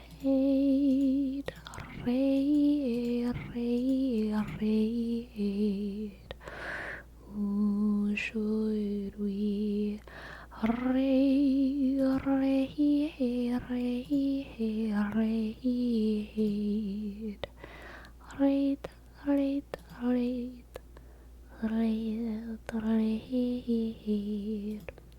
We have a lot of choices today, my friends. So many choices. Oh my gosh! It is Wax Wednesday over at Bellsprout. That might be it for me, y'all. You know I love me some good Wax Wednesday. I love me some Snail VTuber Wax Wednesday. It's like kind of one of my favorite things on this website, actually. Wax time, wax time, wax time, wax time, wax time.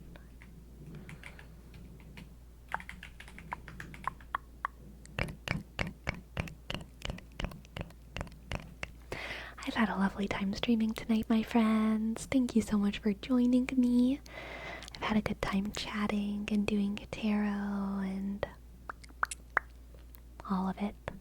Thank you so much. Thank you so much for all of the subs and all of the fun and all of the chit chat. And I'll see y'all tomorrow. I don't know what time I'm streaming yet, but I will let y'all know in the Discord, okay? I'll let y'all know in the Discord. Good night, good night, good night, good night, good night, good night, good night, sleepy, sleepy, sleepy, sleepy. Good night, good night, good night, good night. Sleepy, sleepy, sleepy, sleepy, sleepy, sleepy, sleepy, sleepy, sleepy. Good night, good night, good night. Good night, good night, good night, good night.